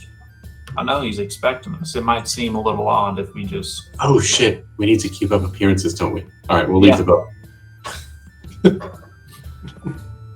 Monty can just bring the boat whenever he feels like we need it. How are we going to tell him? Feels like we need it. Yeah. You're right. Well, Monty is blocking. I got it. Listen, when he sees one of our fall off the wall, he knows to bring the boat. Oh, yeah. Yeah. And you guys have filled him in, like, where... Because he was there with you guys when Samuel explained where you needed to go next, you know? And Rouse was there, too, so... He knows your whole deal, where you're going to go, what's going on. Okay. So, are you guys going to go to the Emerald Enclave? Yeah, might as well. Yeah. Hey. All right. So, you guys make your way to the Emerald Enclave. This time, knowing that the person you're there, the person that's been trying to stop you at every step of the way, the person that has been pretending to be your friend, the person who almost killed you a few times, But and the then people you care about. which is still really weird. Yeah. It means we don't see the big picture yet. Wait. Because he saved us. Yeah, From the Red Robe. Yeah, he Doctor Stranged us away from the Red Robe. There might be two. Because he wants the spell, and he wants to turn it to seal the other gods away. Like, there's the Dryad that's doing it. Then there's the person leading the Red Robes. Oh, that's right. He saved us. Because Diamond isn't the one in charge. He's number 2. The Dryad is the one that needs everything to be done. So, Roust, being close to nature, met the Dryad. Wait, Roust is the Dryad. He is the Dryad? Yeah. But then he also saved us. Remember when you guys fought him Evans. when Robert died and he, like, took his mask off? And you guys saw that it was a Dryad? Right. Yeah, you But Roust's face. The question is, how was he able to open a portal for us and... while he was attacking us. No, he wasn't That was, attacking. that was a different one. Oh, that was a different portal. You're right.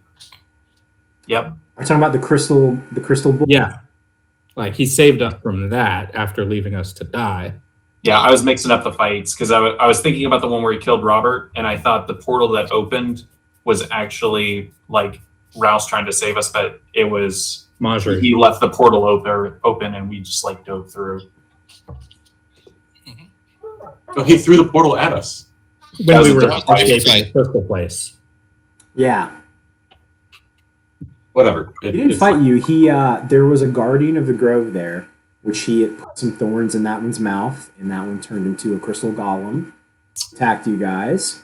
Yeah, he showed up, corrupted somebody, left, and then showed up again. Turned around. Very conveniently. Yeah. Got it.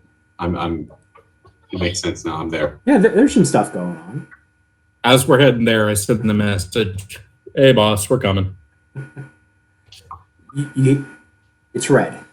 Hey, When River. we get there, I'm saying quite loudly, look, I'm not saying that we shouldn't go through the portal. I'm just saying we have this badass flying ship, and I feel like he would understand if we wanted to just take our own ship and get somewhere ourselves for a change. Didn't take a day or two to rest. Oh, yeah. Hey, River. How long have you known Rouse? This is like coming to Waterdeep was the first time Xardaar ever actually met Roust, because Roust is in charge of the Emerald Enclave, so he hasn't ever actually had any one-on-one stuff until now. How long has he? You know who been the in charge? CEO is. Oh, Xardaar was brand new before coming here. Like, he got promoted twice since this whole thing started. He was new. Does Xardaar know how long Rouse has been in charge? No, but he could ask his mentor up in Castle Crow's Keep. Could just ask Roust. Oh, we could. Yeah, but I mean, that seems like fairly innocuous information. yeah. Yeah. Okay. Does that make you middle management now? Oh God. I think he's more like a shift lead than if that. Shift lead. He's a key holder. Yeah, he's a key holder. Yeah, shift lead, key holder, and recruiter. Like he has an override code, but no real power. Right. All right. Like there's still like 4 or 5 ranks above him. All right, you guys arrive at the Emerald Enclave. As you open the doors, they feel a lot heavier than usual, and you start to notice things that you hadn't really noticed before. The plants that decorate the inside, they're kind of half dead or dying, like they haven't been taken care of. You notice that there's a thick layer of dust on top of the furniture, like it doesn't really get used. Even Mister, the goblin that acts as the secretary, he looks more gruesome than usual. Is this the first time we've been here during the day? No, we've been here during the day. I think you're just able to notice more now that you know what's going on. You know? Whenever you succeed in an intelligence check, you can see through the illusion. We have enough knowledge to know that things aren't what they seem. Fair enough. Mr. greets you guys. Good morning. Roust is in his office. He points towards it. Thank you, Mr. Mister. Thank you, Mr. Mister. Yes. Okay. And you guys are now in front of Roust. He's How sitting come we behind... never see anybody else here? Well, hello to you guys too. You knew we were coming. I mean, come on. Yeah. I'm sorry. I was just expecting some formality. Well, we deal with nature. Who's our customers? Animals? I was like customers. I just meant like, Xardaar was part of the group. I figured we might have met more members by now. Well, I handle this part of the land pretty well all by myself. I just don't need any other members. I'm a one-man team. Well, me and Mister. He give you a raise for that? Raise? What money? The animals don't pay me. The trees don't pay me. I mean, there are definitely animals that understand the concept of money. Wait, do we count dragons? Well, dragons usually don't ask me for help. They're usually taking care of things. But, yeah, are you guys ready to go? Yeah, let's get you right. Okay, well, tell Word. Tanaya that I said hi.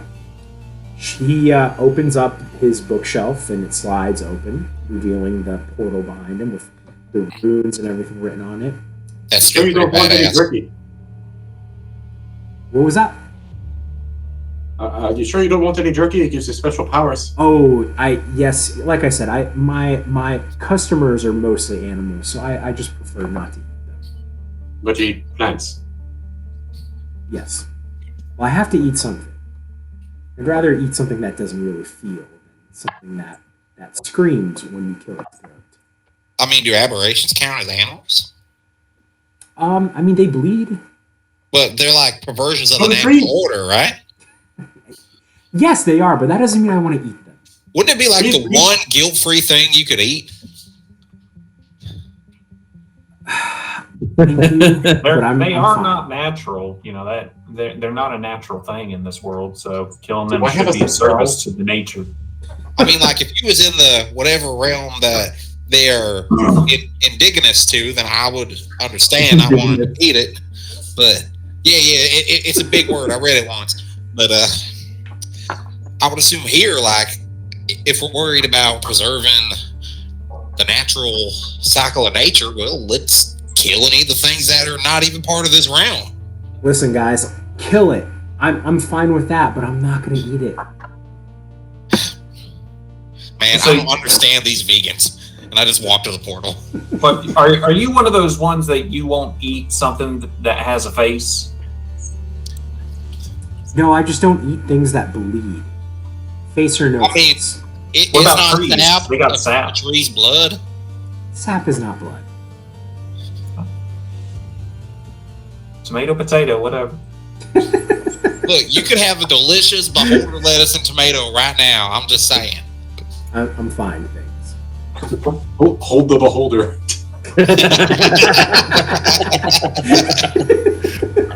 Man, maybe if someone did, he wouldn't have turned out like that. Oh.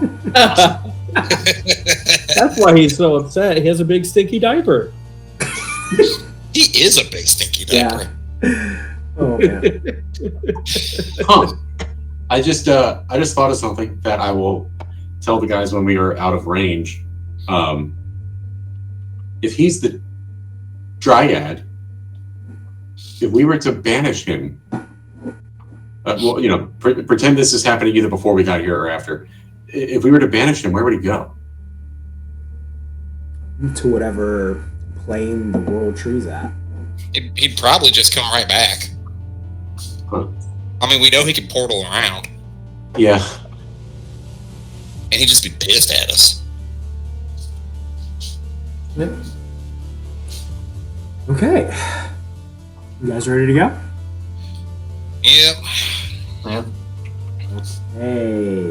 And he's like, "Are you ready for my imminent betrayal?" Curse your sudden but inevitable betrayal. I love that show. Okay. You guys step through the portal, and the light on the runes light up. and Oh, I don't you step. I jump in like I'm getting into an Austin Powers time portal. Perfect. And as a pescatarian. A pescatarian. Beautiful. So like sharks and stuff. Right. Fish people, as long as they also eat fish. Yeah, they do. And they count as fish too. So they're free game. Okay. I seriously thought about eating what was that guy's name we ended up hiring? Ahab. Oceanus. Yeah, I seriously thought about eating him. He's What, are we just the sea elf? Well, hey, he's a fish. What would he look like? He's just a fish. I'm really like embodying the vibes of what was his name, Gavin. Yeah, Right now. really are. Okay. You guys, the portal takes you, and when the light fades away, you guys see this huge lady standing in front of you. It is Tanaya. Hello. If you guys forgot what she looks like, she is an autumn elf, autumn Eladrin. She's a lot taller than normal. She's like somewhere between 7 and 8 feet tall. Long, curly red hair and orange skin. Bright red lips and red eyes. And she's very excited to see you. And Robert, White Fang, Xardaar, Hello. hi. Wonderful to have you all back here again. Please come on in. Step out of this dirty little closet. Come out. Well, hello, nurse. Yes, very, very much so. She's just oozing pleasantness. Xardaar lets out a sigh of relief as we step out of the portal. Does he know Xardaar can talk? Or not Xardaar, wife. Xardaar. No, it was valid. I was mixing up all of everything to do with Falcon's characters. I don't know that she knows that. Yeah, I don't know that she knows that. That'll be fun. Did we come? I don't think we came back here after the. Look, she said hi to White Fang. White Fang can just say hi back. Oh, so. Yeah. White Fang said hi back. Oh, you taught him some new tricks. Good job. And he taught Xardaar. Ain't none of us smart enough to teach him. Oh, I was talking to the dog, not you, Xardaar. See, Okay, Zardar's not smart enough to figure out what just happened. White Fang is, and is just loving it. Xardaar being at a loss for words is like the most in character thing that could have happened there. yeah, she's giving White Fang lots of like little chin scratches.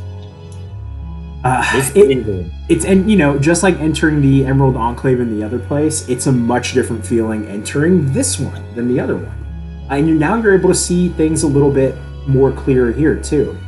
The fine details stand out to you now. The flowers are very green and healthy. The building is clean and fragrant.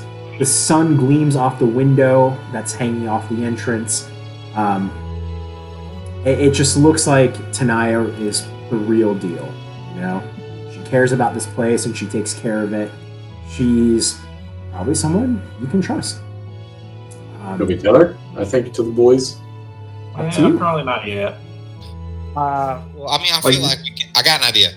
So, Tanaya, when was the last time you got down to Waterdeep? Oh, to Waterdeep. Not very often, but I do communicate with Rouse pretty regularly. All right, well, I'm only asking because, looking around here, man, you got this place in tip-top shape. Like, y'all supposed to be nature-focused, and, I mean, the floor here is resplendent. Like, absolutely exquisite. Thank you. Like, luxurious. One could even say it's decadent. Just how wonderful you got everything here, but, down in Waterdeep, it looks like Rouse ain't really tending to his flock, so to speak. Like, the plants are in rough shape, and we don't see anybody else coming and going, and we're in Waterdeep often enough that we feel like we'd run into somebody.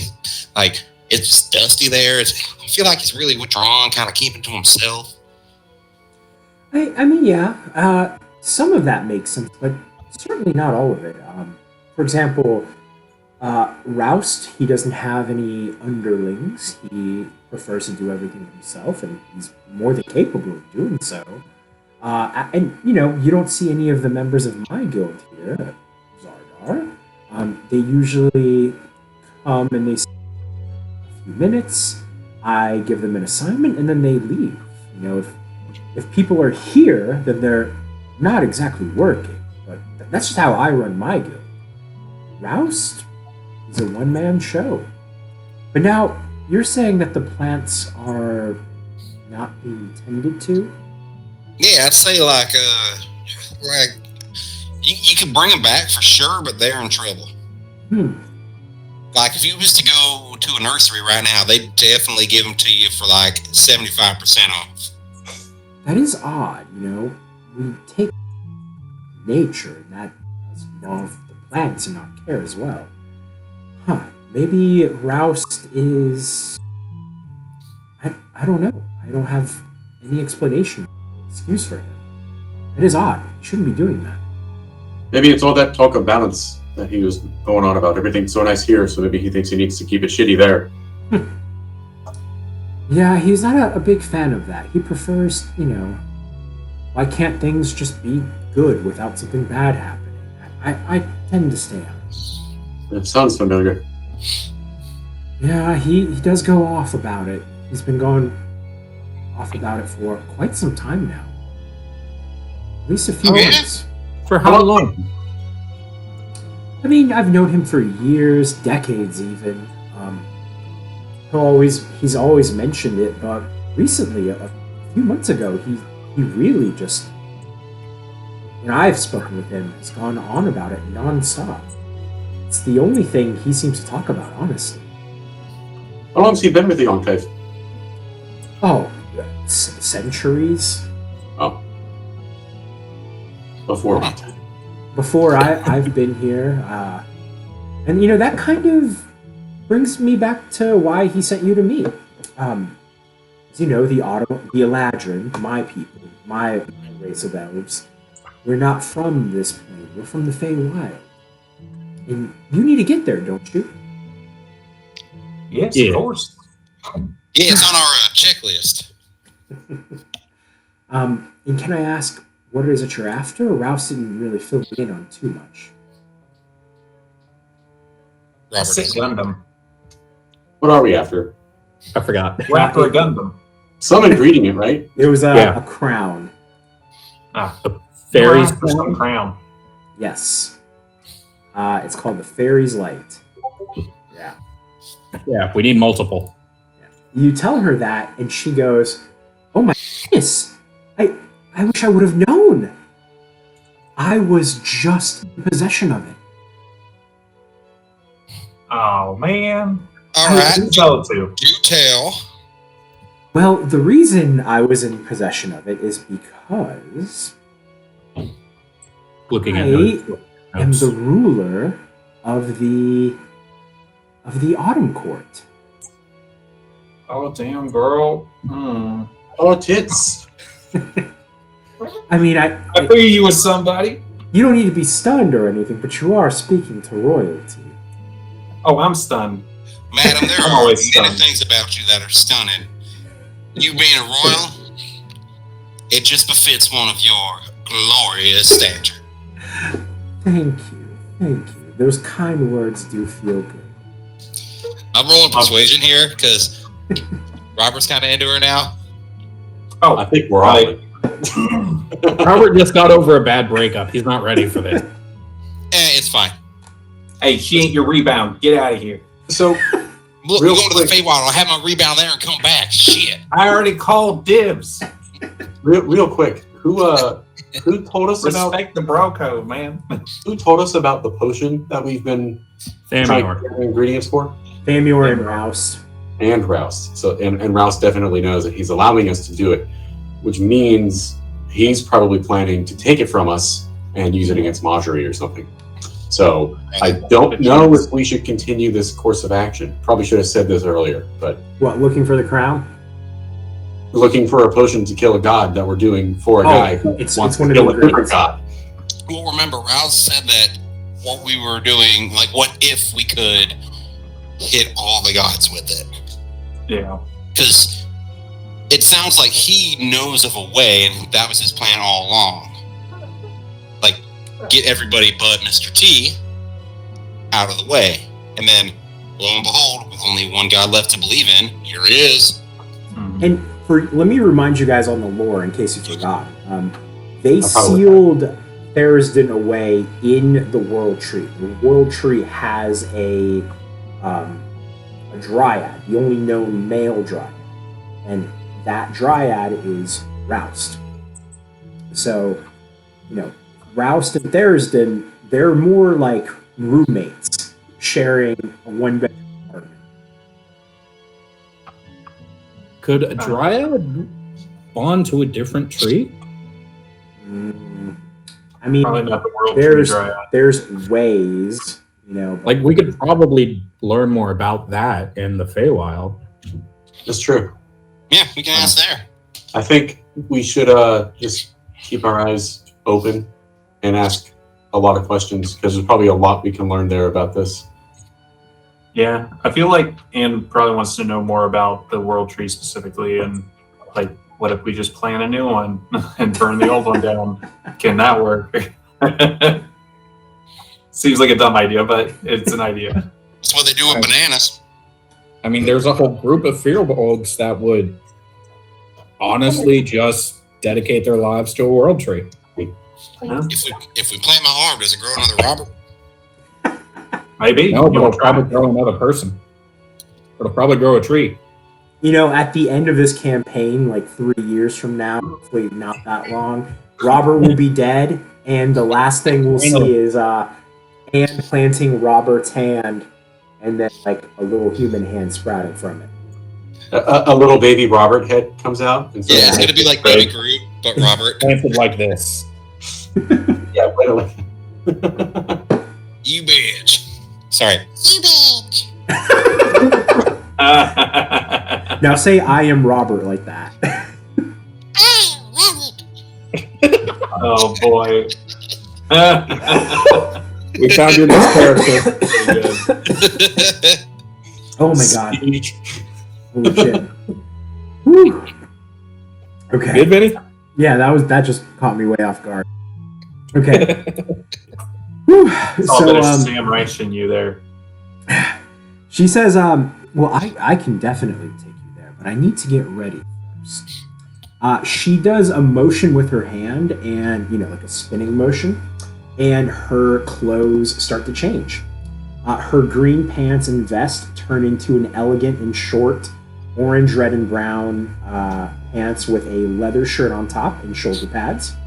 A long red cape with a gold etching of a jackalope dangles over her back. A sheath hangs over her hip with a large, and please help me with my pronunciation here, Zweihander is in it. You're good. Yeah. That was like 95%. You're good. Okay. No one really cares. A bow and a quiver hang on her back. And she says, "This is what Queen Tanaya, the leader of the Autumn Court, looks like. And I can take you to the Feywild whenever you're ready." Can you teach me that trick? Oh, girl, I'm always ready. And you look fine as hell. I would love to have a quick change like that. Oh, it's Xardaar uses it's disguise self. illusions. Xardaar uses disguise self and makes himself an outfit that matches. If I'm not mistaken, those swords are fucking huge, which just speaks to how ridiculously tall she is that she can wear it on her hip. Yes. Oh, actually, They're so they are huge that the they were not actually a thing. They are the size of Anne. Yeah. That's okay. That's what Anne wants her to do with him. yes. Yeah. Wield him. With both hands, yes. Woman handle him. Yeah. All right. So Xardaar matches that. Yeah, he looks fucking Man, awesome. you don't got to gender it. Anne will call her daddy. I'm fine with it. So, is there I've done anything worse. that you need to do before we go?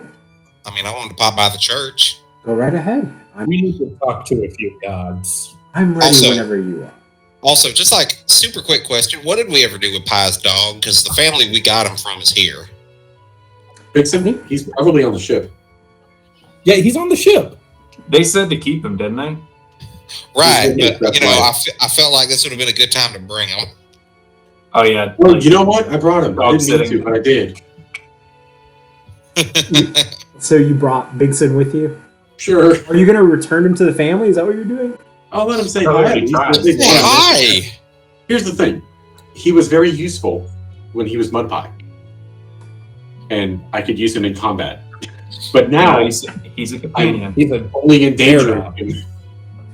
He's only endangered. He's, Now he's he's only the for most flavor, useful and if- dog in our party. He's now only for flavor, and I kind of like the flavor of reuniting him if that's what they want. If they don't want, then we'll keep being best buds. Well, They did we did already say, try to like- reunite him? Yeah, you tried already, and they were like, "No, you found him. You took care of him. You turned him back from whatever he was. He's your dog now." All right, then I'll just let him say hey to them. He's still with me. He's gonna say hi. Yeah, Yeah, he's like in one of those big thing going backpacks that you keep like small dogs in, but because Pie's huge, he's also able to handle him. Well, he's bigger than Pie. He's White Fang and Vixen go for a walk together. Yeah. Vinny said he could be the size of Lockjaw, so Yeah. he's I can still see Pie handling that, no problem. It's so funny. You're going to see a dog walking another dog. Yo, I gave him a piece of beholder jerky. Oh, jeez. He loves it. Why did you not wait till we were outside to do this? I thought we were.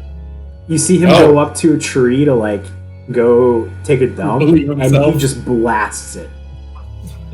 Disintegration.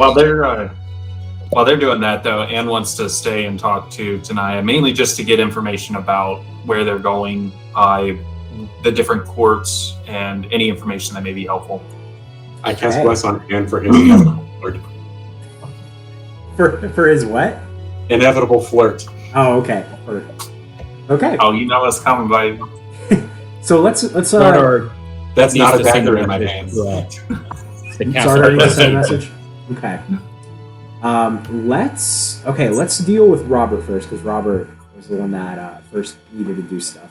So you guys separate for a little bit. Robert, you go to the Church of the Raven.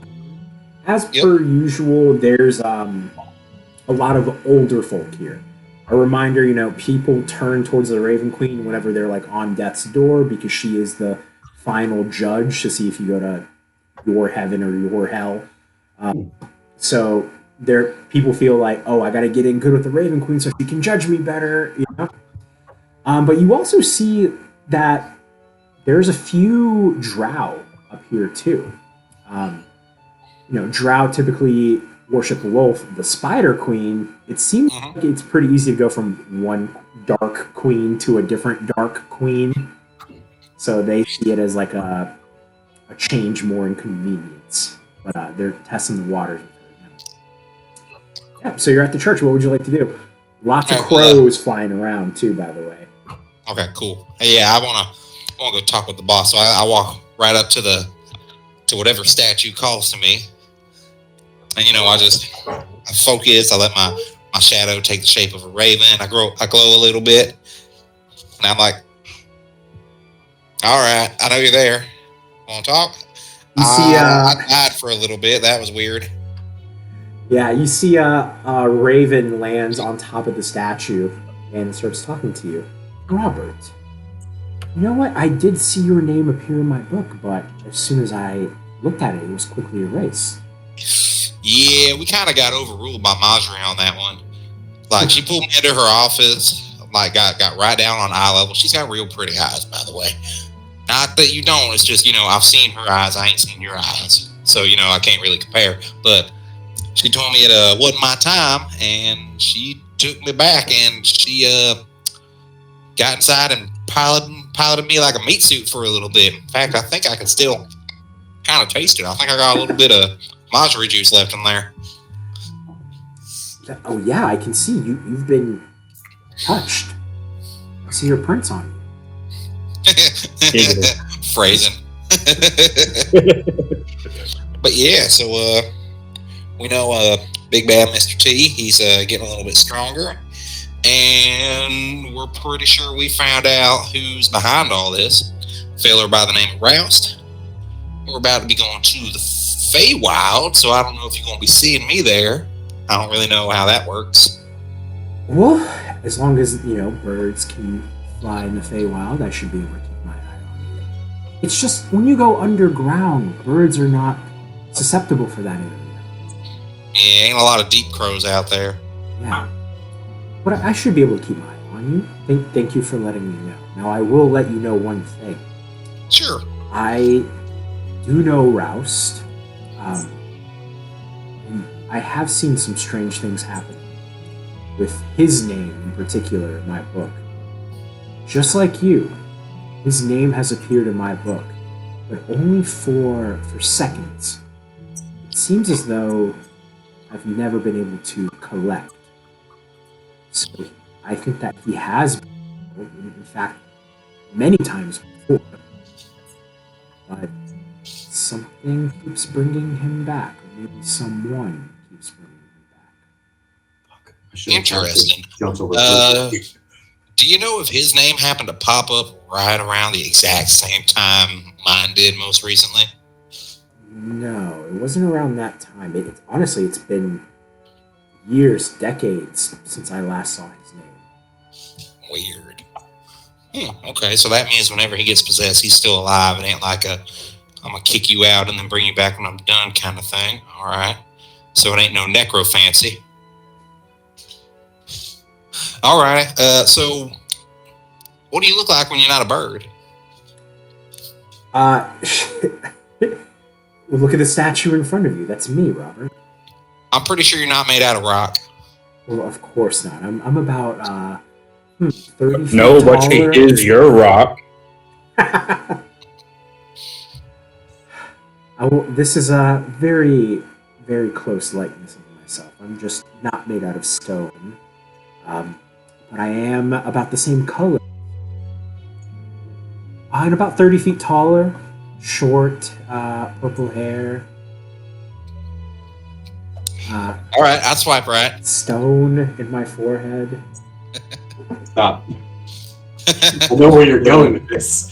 I'd swipe right on that. What do you say whenever You my name... finally know where he's going with this? No, I'm saying I know where Vinny is going with the description of the Raven Queen is what I'm saying. You find That's not my description. This was told to me. Yeah, no, this is what it's been the whole time. I guess I've never heard the description. Her name is... Queen has been Raven. Yeah, I know. She has a raven, so does Nocturnal. I mean... Right, but her name was Raquel, not Rachel. Yeah. I thought Raven's name was just Raven. Rachel No, Roth, that's her actual name. alias. Oh, You know, sort of like No. Thor's Donald Blake. Whew. they actually did a small arc with him recently where Donald Blake got Thor powers and Thor was like locked away in Donald Blake's mind. It was weird. I think I heard Not of that, yeah. not even close to the weirdest thing that would have happened to him. Oh no, it's not. Like, I mean, he's dressed up as a woman and lost his powers before.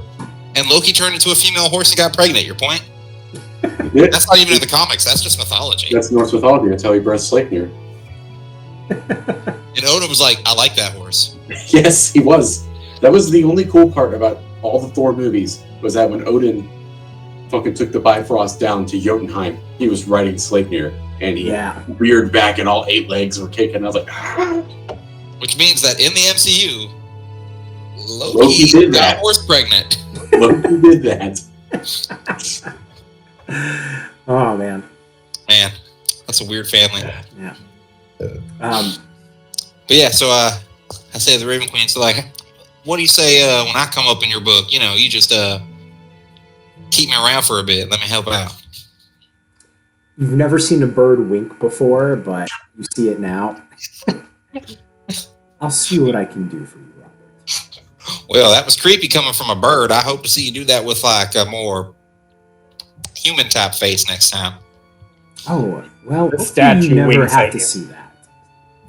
Because if you ever do see my real likeness, that means that you're dead and I'm judging you.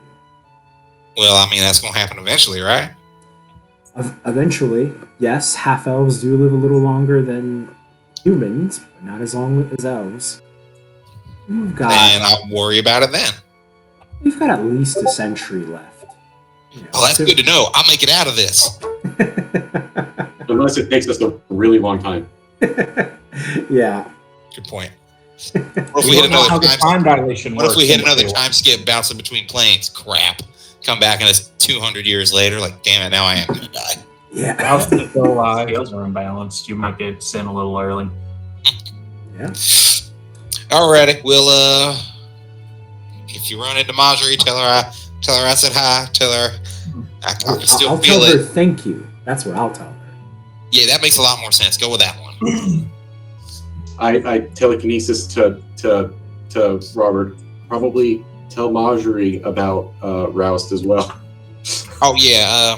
Tell Marjorie about Rouse being the one working with Mr. T.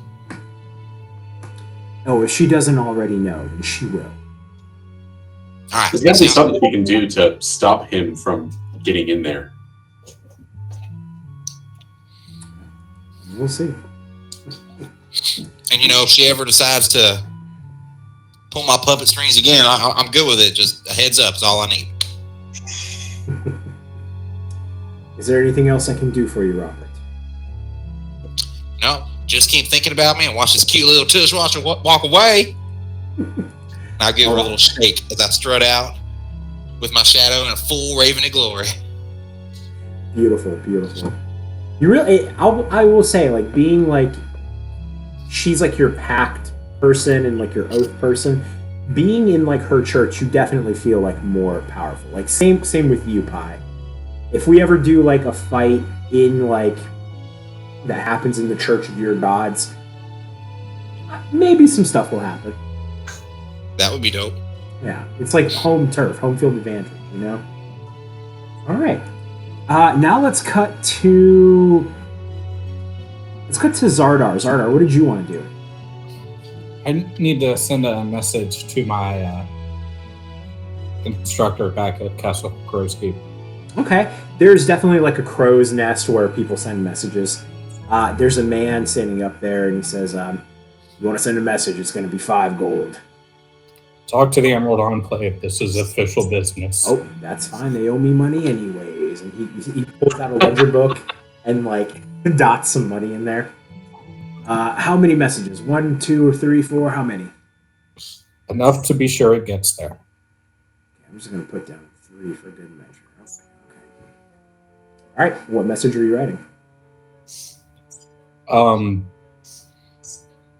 we have a coded system to just be like, we need to talk. So I just put that. Okay. And at some point, Falcon, when those people become more relevant, we need to come up with who those people are. Okay? Because I feel like there's some cool stuff that can happen there for sure. Okay. You send a message off to your other boss. The one that brought me in. Yeah. Your recruiter. Like the only person in the group I actually specifically trust. He's your CO. Your CO, yeah. All right, and Pi, were you going anywhere? Were you taking Bigson to? I am. Yeah, I'll go there. And I think we said last time that their house was in rough shape. Was that right, or am I just imagining that? I think it was. You know what? I have a map of Neverwinter too.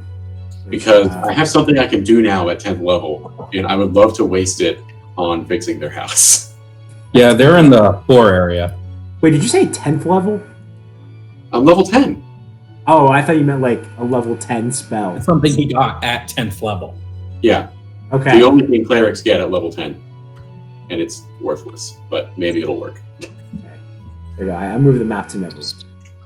Neverwinter. All right. So, yeah, you see them at their house.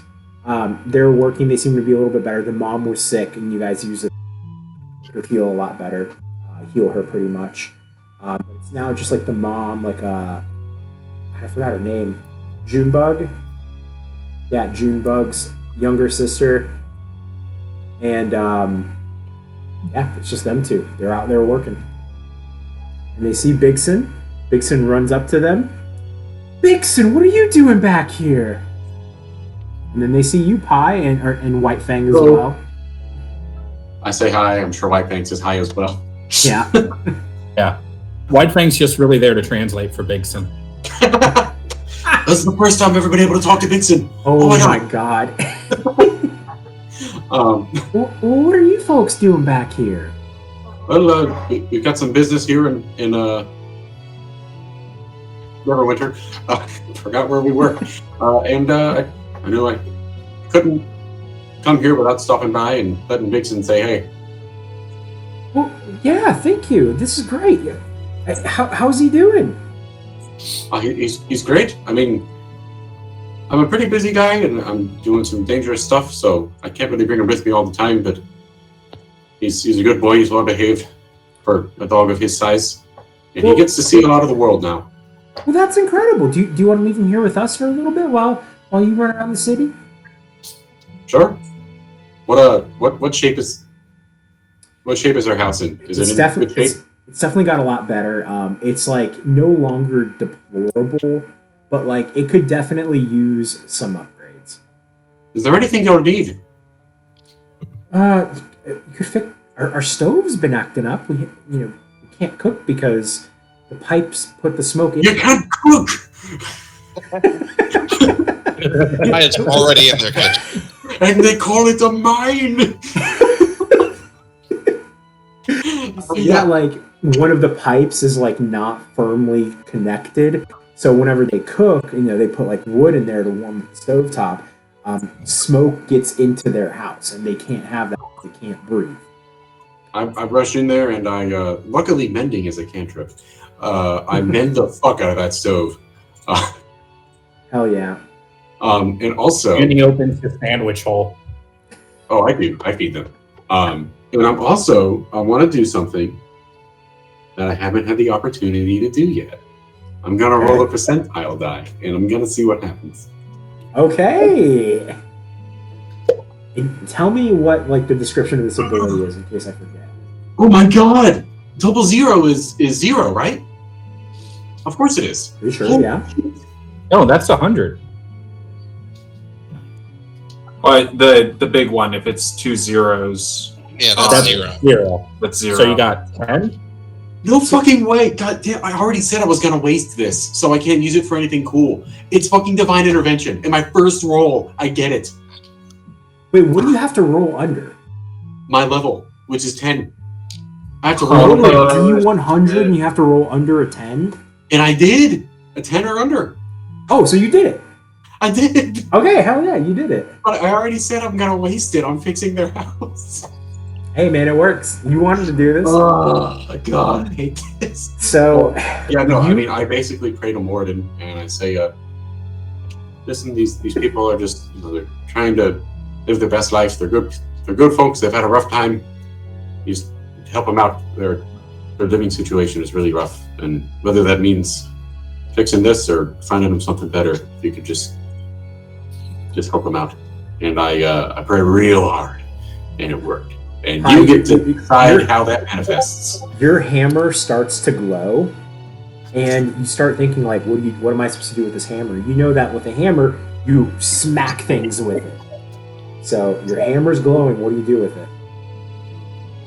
I know that he does that with it. Be used to create and to forge, and I go to the next broken thing, and I hammer tap it. So whenever you smack it with your hammer, the whole thing changes. Like, you see it erupt outwards from wherever you hit. Like, it's just like shitty old wood. It turns into like a nice fancy brick. There's not really a lot of light in there, but you see lanterns pop up on the wall as it expands. Their floor has holes in it. It becomes like a good, like, some hard cement structure with like carpets and stuff in there. You see a sink appear. You see the stove that you just fixed turns into like a nicer stove. The whole chef's kitchen. Yes. A pantry suddenly appears somewhere. You step outside as it expands, and you see that their house physically gets bigger. There's a lot more room in there. And as it expands, you see the last thing that becomes built is a little doghouse for Bigson. A little? Oh, a big. It's now the ultimate question. How many symbols of Moradin are there? 1 billion. So many. Roll a D100. And then multiply it by 1,000. It's like finding a Korok seed in Breath of the Wild. You got to find the Moradin symbols. And then you always know it's there. They're all over. Definitely. Yeah, that is the shit. Man, their property taxes are about to go through the roof. Yeah. They're going to get robbed so hard. They just need to write down Airbnb. They cannot afford the upkeep on this pie. What have you done? You're not there. Don't worry about it. Wait. I have an idea. Is there an actual Church of Moradin here? Yeah. Because, if there wasn't...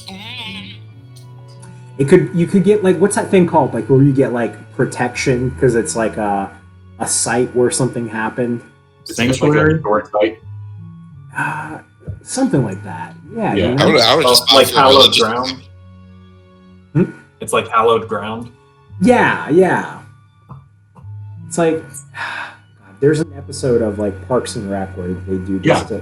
Yep. Yeah, it was a historic building. Like, she was trying to get the old video shop Yes. as a historic building, and then she found out that they just sold porn This is a historic building. Yep. or something like that. It was That's a landmark. Look, It's a landmark now. They just How need to about start on the- filing their taxes as like a religious center, for Our Lady of the Perpetual tax exemption. Yeah. Maybe there's a little Moradin shrine there, and because Moradin made it himself, it's extra special. Yeah. And now this is a stop for pilgrimage for any of the Dwegar who want to come to the surface has to stop here. Yes. Right. They have a burning Nice. bush in their yard, and they all talk to it. And they have to try and find all of the Moradin symbols in the house while they're doing their tour of the house. It's like in Greenville. There's like the little mice that are hidden. Yeah, it's basically hidden Mickeys. Yeah, hidden Mickeys. That's what it is. Yeah. What is Okay. it? Is that the Raven Queen? Yeah, it's a Raven Queen. Rad. Yeah, Robert's just surrounded by attractive women. So I do that, and I say, well, hopefully Moradin will continue to bless you and keep an eye on you. Thank you. And I'm sure we'll need some protection too. And you see Bigson, he picks up like a butcher's knife in his mouth, ready to go. I think maybe he should stay with you. They have room now. That's true. And now nobody's going to rob them because they have a giant dog bear. Also, the pantry is filled with food too. Good. Yeah. I'm going to cook them a really, really excellent meal before I go, though. Okay. You can get started on that as we cut to Anne. So Anne is the only one that stayed for many reasons, I'm sure. And Tanaya sits down at a table. She pulls a chair out for you, Anne. She's so large with her sword that like she has to be careful as she sits down. And I sit next to her. I walk past the chair that she pulled out and I sit right next to her. Oh, nice, on the booth. Okay. Yeah. She pours you a little cup of tea. Which is normal size for me, but she's like, you're in Hagrid's hut. Yeah. And so you had some questions for me, yes? Well, I wanted to get to know you a little better, but mainly just needed to know what we're about to get into. So can you tell me a bit more about the courts of the Feywild? And, is there anything we got to worry about? Of course. Well, let me tell you, the crown, the Fairy's Light, it determines who is the current ruler of the courts. And the reason is I was the current ruler. And the ruler of each season, me being the Autumn Court, we hold on to the crown for 100 years before passing it on to the next season. Just before I left to come here to the material plane, I was relieved of my duty. I gave the crown to a delivery person, and since I was done ruling, I could finally take some time for myself. And I came here to the material plane just to be away from the politics and all of that. Just to tend to my garden, do the things that I love. Treat yourself. Exactly. So I believe that the crown has arrived at the Winter Kingdom. Quite chilly there. And their king probably is wearing it. The king has a daughter and a wife. The king and I, we were aligned in the war between the Seelie and the Unseelie court many, many years ago. But we finally found peace. Instead of someone from the Unseelie court wanted to rule over all the courts, and we decided that it would be best for us to govern ourselves. That makes sense. Now, when you drop us there, are you going to be able to drop us in the Winter Court? How close can we get? Well, thankfully, this area here in the material plane is right above the area between the Autumn and the Winter Court. There are some rules about the Feywild. And I know these rules. Yeah. If you don't know these rules, you could inadvertently get yourselves and your friends in a lot of trouble, Anne. A lot of trouble. For example, you cannot walk backwards. What I mean by that is you have to travel around the seasons. So if you are in the Autumn Court, it is impossible for you to get to the Summer Court without going through all the other seasons. So you have to walk clockwise around it. Okay? But I was just going to say, if you happen to live in the Autumn Court and you need to commute to work in the Winter Court, then you have a long commute home. Is that correct? Yes. But these courts, and they are aligned in terms of their court, but they are the size of countries. Okay? The Winter Kingdom, that's what we call it.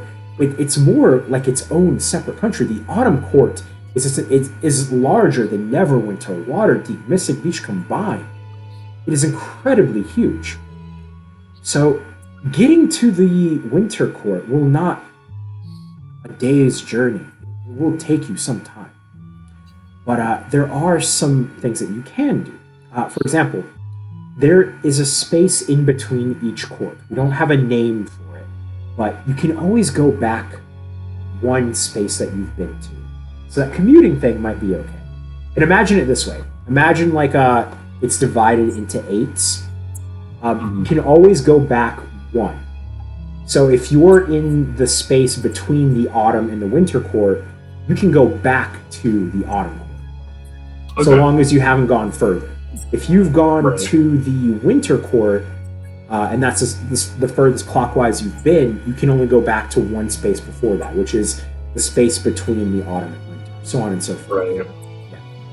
Yeah. But you can't go back more than that. It's like you'll keep walking and the road will literally get longer. You won't be able to get there. Okay. Some other things you need to be wary of is you should never say your true name to a fae. Never. Tanaya is what you call me. It's what I am called. Tanaya is not my name. And no one knows it. Okay. Everyone, it's a type of thing where, like, you know what, like, your true name is. You know, like, you can be named whatever. Like, she was named Tanaya at birth. That's not, like, who she is. You know what I mean? Same thing with you guys. I was going to say, how do you find your true name? I don't know if I've ever, identified what my true name is then.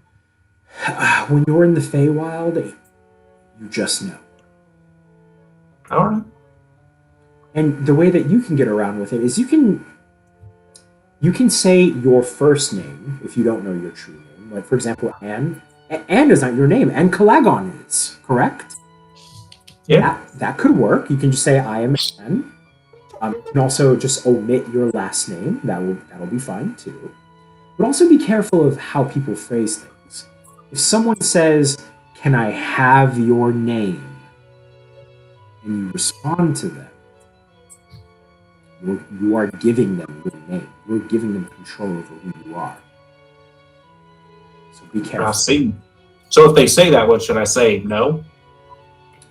You could say, I will not give you my name, but I can tell you who I am. Very well. That sounds good. I already want to do a whole campaign in the Feywild. It sounds fucking awesome. Right. Yeah. If you accept anything from a Fae, you need to give something in return. If not, you will be in their debt. How do you calculate the value? If the other person accepts it, then it's an equal trade. Okay. But if you take without giving, then they control you. Also, this may sound impolite, but you shouldn't say thank you.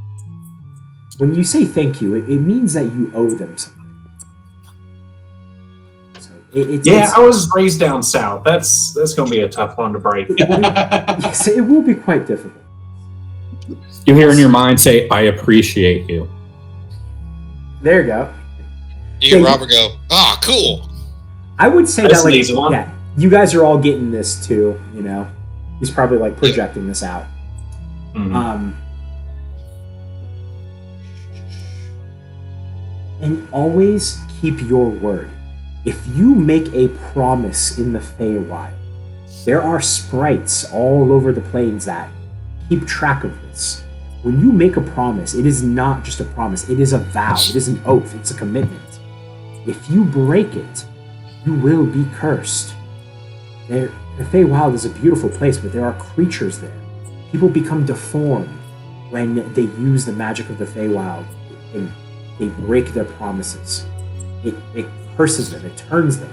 Your friend, the Firbolg, his race is from the Feywild. They kept their promises. There is a race of Firbolg who did not keep their promises in the Feywild. Quite honestly, you should watch out for them. All right. And what else? Well, I don't make any promises anyway, so that'll be fine. It's racist. well, good. Then you should, and you won't have to break any. It's a good thing a smart member is learning these things. Yeah. Yes. Yeah. I'm like taking notes as we're going. The last thing that you should know is that time in the Feywild is different. Ah. It's always tricky when someone who's not from the Fey travels through there. For example, they could be in the Feywild for 5 years, and when they return to the material plane, 5 minutes will have passed.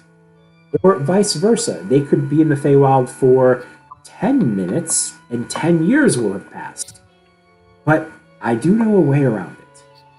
You travel to the Feywild with a Fey, such as myself. We can bypass all of that. I've been gone, personally, from the Feywild for 5 years. When I return, minutes will have passed. Because that's what I wanted to happen. The day that I gave my crown away, I was taking a break from being the queen. I came here, Rouse made me, he allowed me to continue working with the Emerald Enclave, and I've been here for 5 years. When I'm done, I will return to the Feywild and rule again, and no time will have passed for me. So just load up her old save. Yeah. Right. But you never know. Things are always tricky in the Feywild. Is there anything that you need to take care of? Because sometimes time is weird. I wouldn't want something bad to happen to you. Oh, well, I've already sent my orders for the next, however long I'm out. I've got my business mostly set up to operate on its own, so I just check in every now and then. But beyond that, I mean, I'll check with the guys, make sure that they, get everything in order before we head out. Okay, well, is there anything else you need to know? Do you have a man? No, Anne, I do not. And, I wanted to talk to you about this, too. The first time that I saw you and Robert, I held your hands as I led you out of the portal. I felt something in you, and also in Robert. Well, we are powerful, boys. Oh, of course. Actually, his time out, Sack. Are you aware of your lineage? No, we're just crick folk. I know who my mama is. Yeah, I know my mom. I know my dad. I just met him the other day. But we're crick elves. We're simple folk. Like, our great grandpappy was some kind of adventure and swashbuckler dude, but yeah, he seemed pretty cool. Well, the reason I ask is I felt something in you, and in Robert, and the only time I've ever felt this was when I was around other members of the court, others with royal blood. Oh, dang. ooh, fancy. So, you think that maybe your great-great-great-great-great-grandmother or grandfather was of royal blood? Because all you need is just a tiny little bit. Yeah, I mean, there's a good chance. We weren't always crick folk.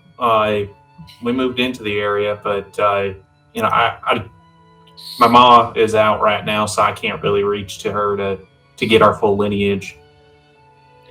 So I'm not sure if there's a way to find If that she out. knows anyone with greater restoration or remove curse. Well, I think that may come in handy for you in some areas in the Feywild.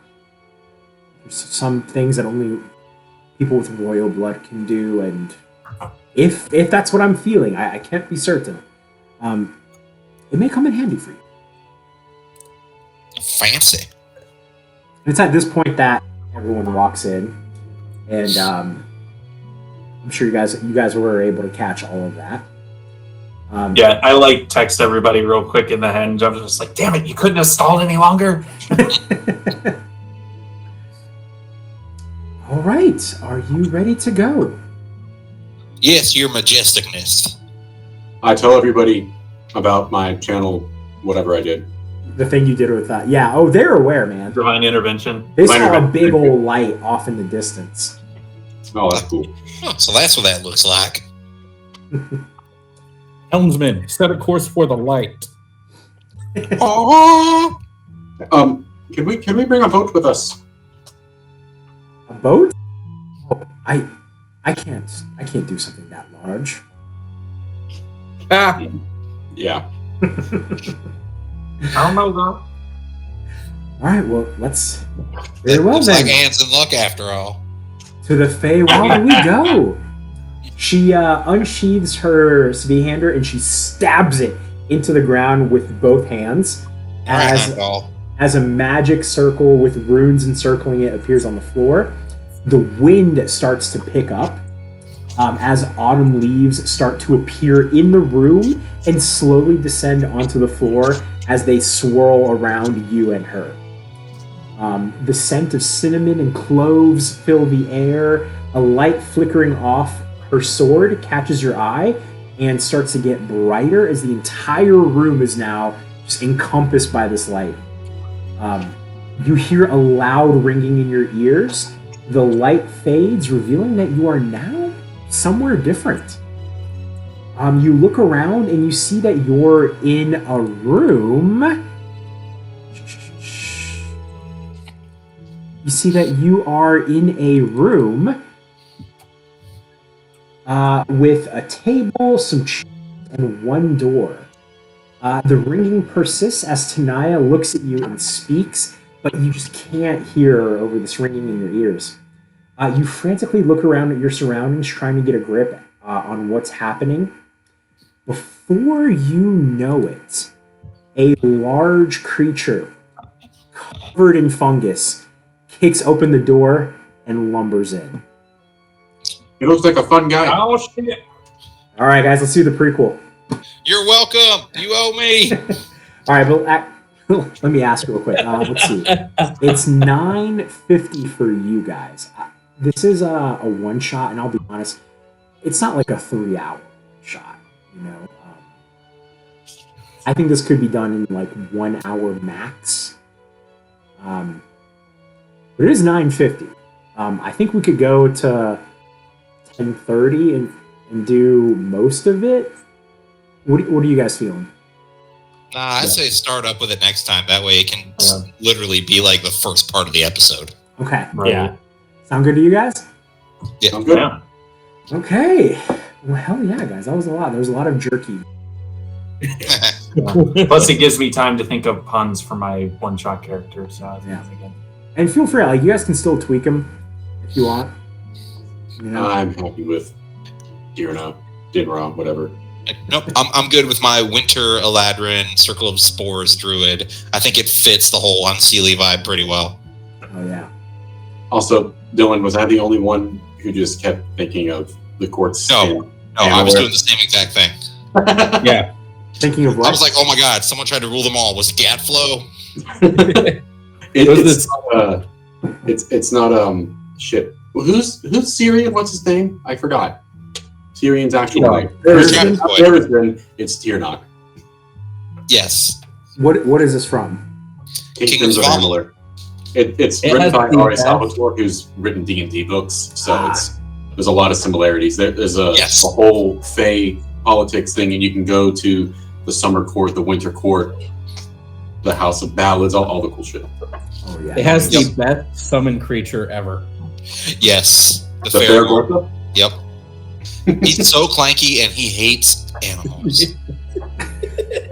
Like, just come across a random crab, he runs off and kills it. Come across their version of a cow. Those things are incredibly hardy, and because it doesn't actually enter combat, it regenerates its health faster than it takes damage.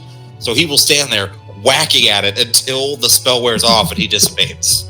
While you're carrying on a conversation, he's just in the background whacking at this cow. Wait, this is the a video combat game? Oh wait, yeah. Yeah. It's It's excellent. great. Wait, what's The it only called? problem is you can't jump, but other than that, it's Wait, fucking put great. it in the chat. I want to Google this.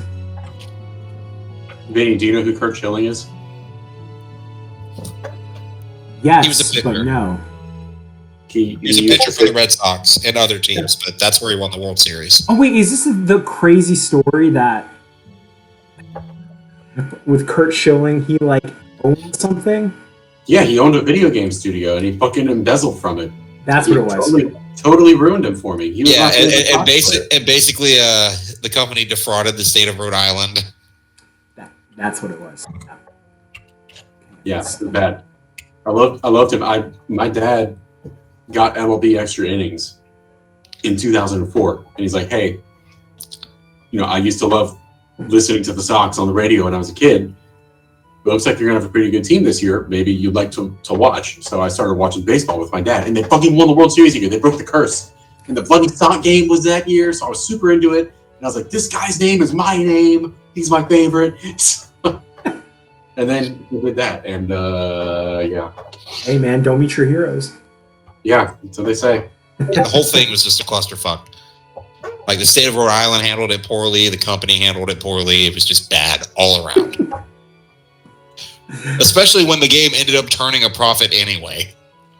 It came out a month after Skyrim, I think. It wasn't quite a month, but it was within like 6 months. Oh, okay. Either way, it was a bad time to release an RPG.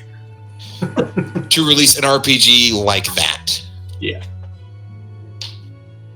But yeah, there's a lot of stuff in there. Like, it pulls some good things that Skyrim does. It pulls some good things that like the first Dragon Age did.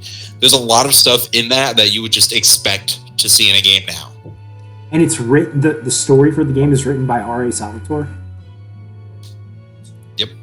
The whole class system is fucking fantastic. I've never played a game that does it better than that. And it's so simple. It's so good. You can set up however you want. Like, if you want the higher level abilities for whatever class, and obviously you have to invest more points in it, but you can straight up spread it out, and that's a viable play style. It rewards you no matter how you spread your points. It's very good.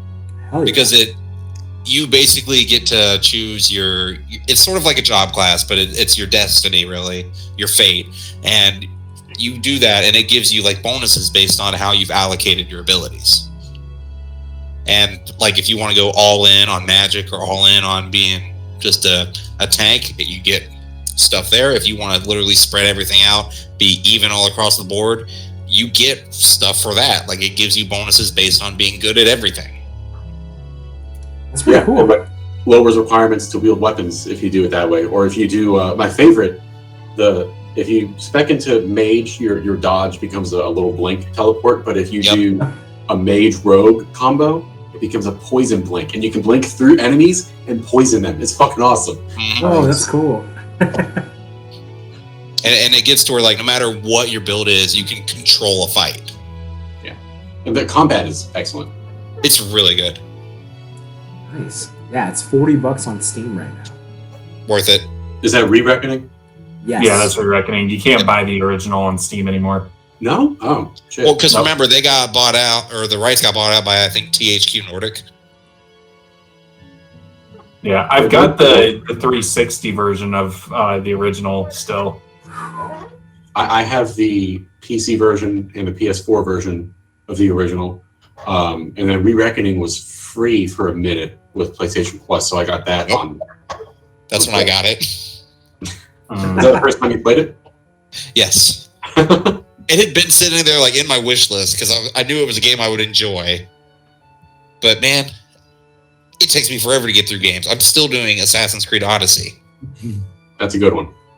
It is, but it's long. It is very long. And I have kids, so I don't always get to play as much as I would like. Yeah. And I left him Dragon Ball Z Kakarot so he can get through that whenever. It's still there. It's on the list. It is. Well, I did upgrade. I did upgrade to the second level of PS Plus, the extra one, where you get some better games. So I don't have to pay for the DLC for Final Fantasy VII Remake. So that's nice. And B, nice. it has Stray, and Jen wanted to play that. I want to play that, and I think you also get a Overcooked, which I've only played at a friend's house, but I like it, and so did Tiff. So I need to. Mom, Gannon. I need to just upgrade so I can get those. I heard that Overcooked is like it'll cause you guys to divorce. You know, that's what I heard about it. I played it. So, I know Vinny and Robbie. I don't think Falcon and Dylan do, but I know you guys remember Matt Caspento. I played it at his house. It's the first time I've called him in like 5 years, but we played it there, and it was me, Tiff, Matt, and Matt's girlfriend Michelle, and everybody else was really good at it, but I had no fucking clue what I was doing, so I was just like literally throwing food around the kitchen. It's fun though. Yeah, I played that with Vinny and Maggie. Me and Taylor played it with Vinny and Maggie. It was pretty fun. I wanted to play Octodad with him, but he didn't have it. What was that one? Did you guys ever play the one game? It was a 2-player game where one person played the dad and another person played the baby. And it was called Who's Your Daddy? So like the goal of if you were the baby, the goal was to kill yourself. And the goal of the parent was to like secure the house. Yeah, you have to childproof the house before the baby can kill itself. Oh my god! Like if you're the baby, like you could go and turn the stove on, open up the stove, and climb into it, and do stuff like that. It was hilarious. Oh my god! So let me pull this up. Not well animated, so. Oh yeah, it's terrible. It's not like that Not game. realistic. There we go. Yeah, solid gameplay. Like Falcon said, the visuals are not great, but oh man, it's such a good 2-player game. Oh my god! Goat Simulator, Goose Simulator. It's like that. I did see that goose one where it's just you're a goose running around town aggravating the shit out of people. People love that game. Untitled Goose Game. Thank you, Ganon.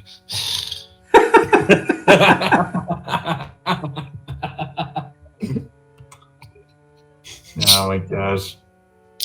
He wants. All right. Well, I gotta go to bed kind of early, and I'm gonna go say hi to Tiff. So, see you guys. Hi guys. Yeah, I gotta go to bed with Curtis. I'll see you there. Those guys.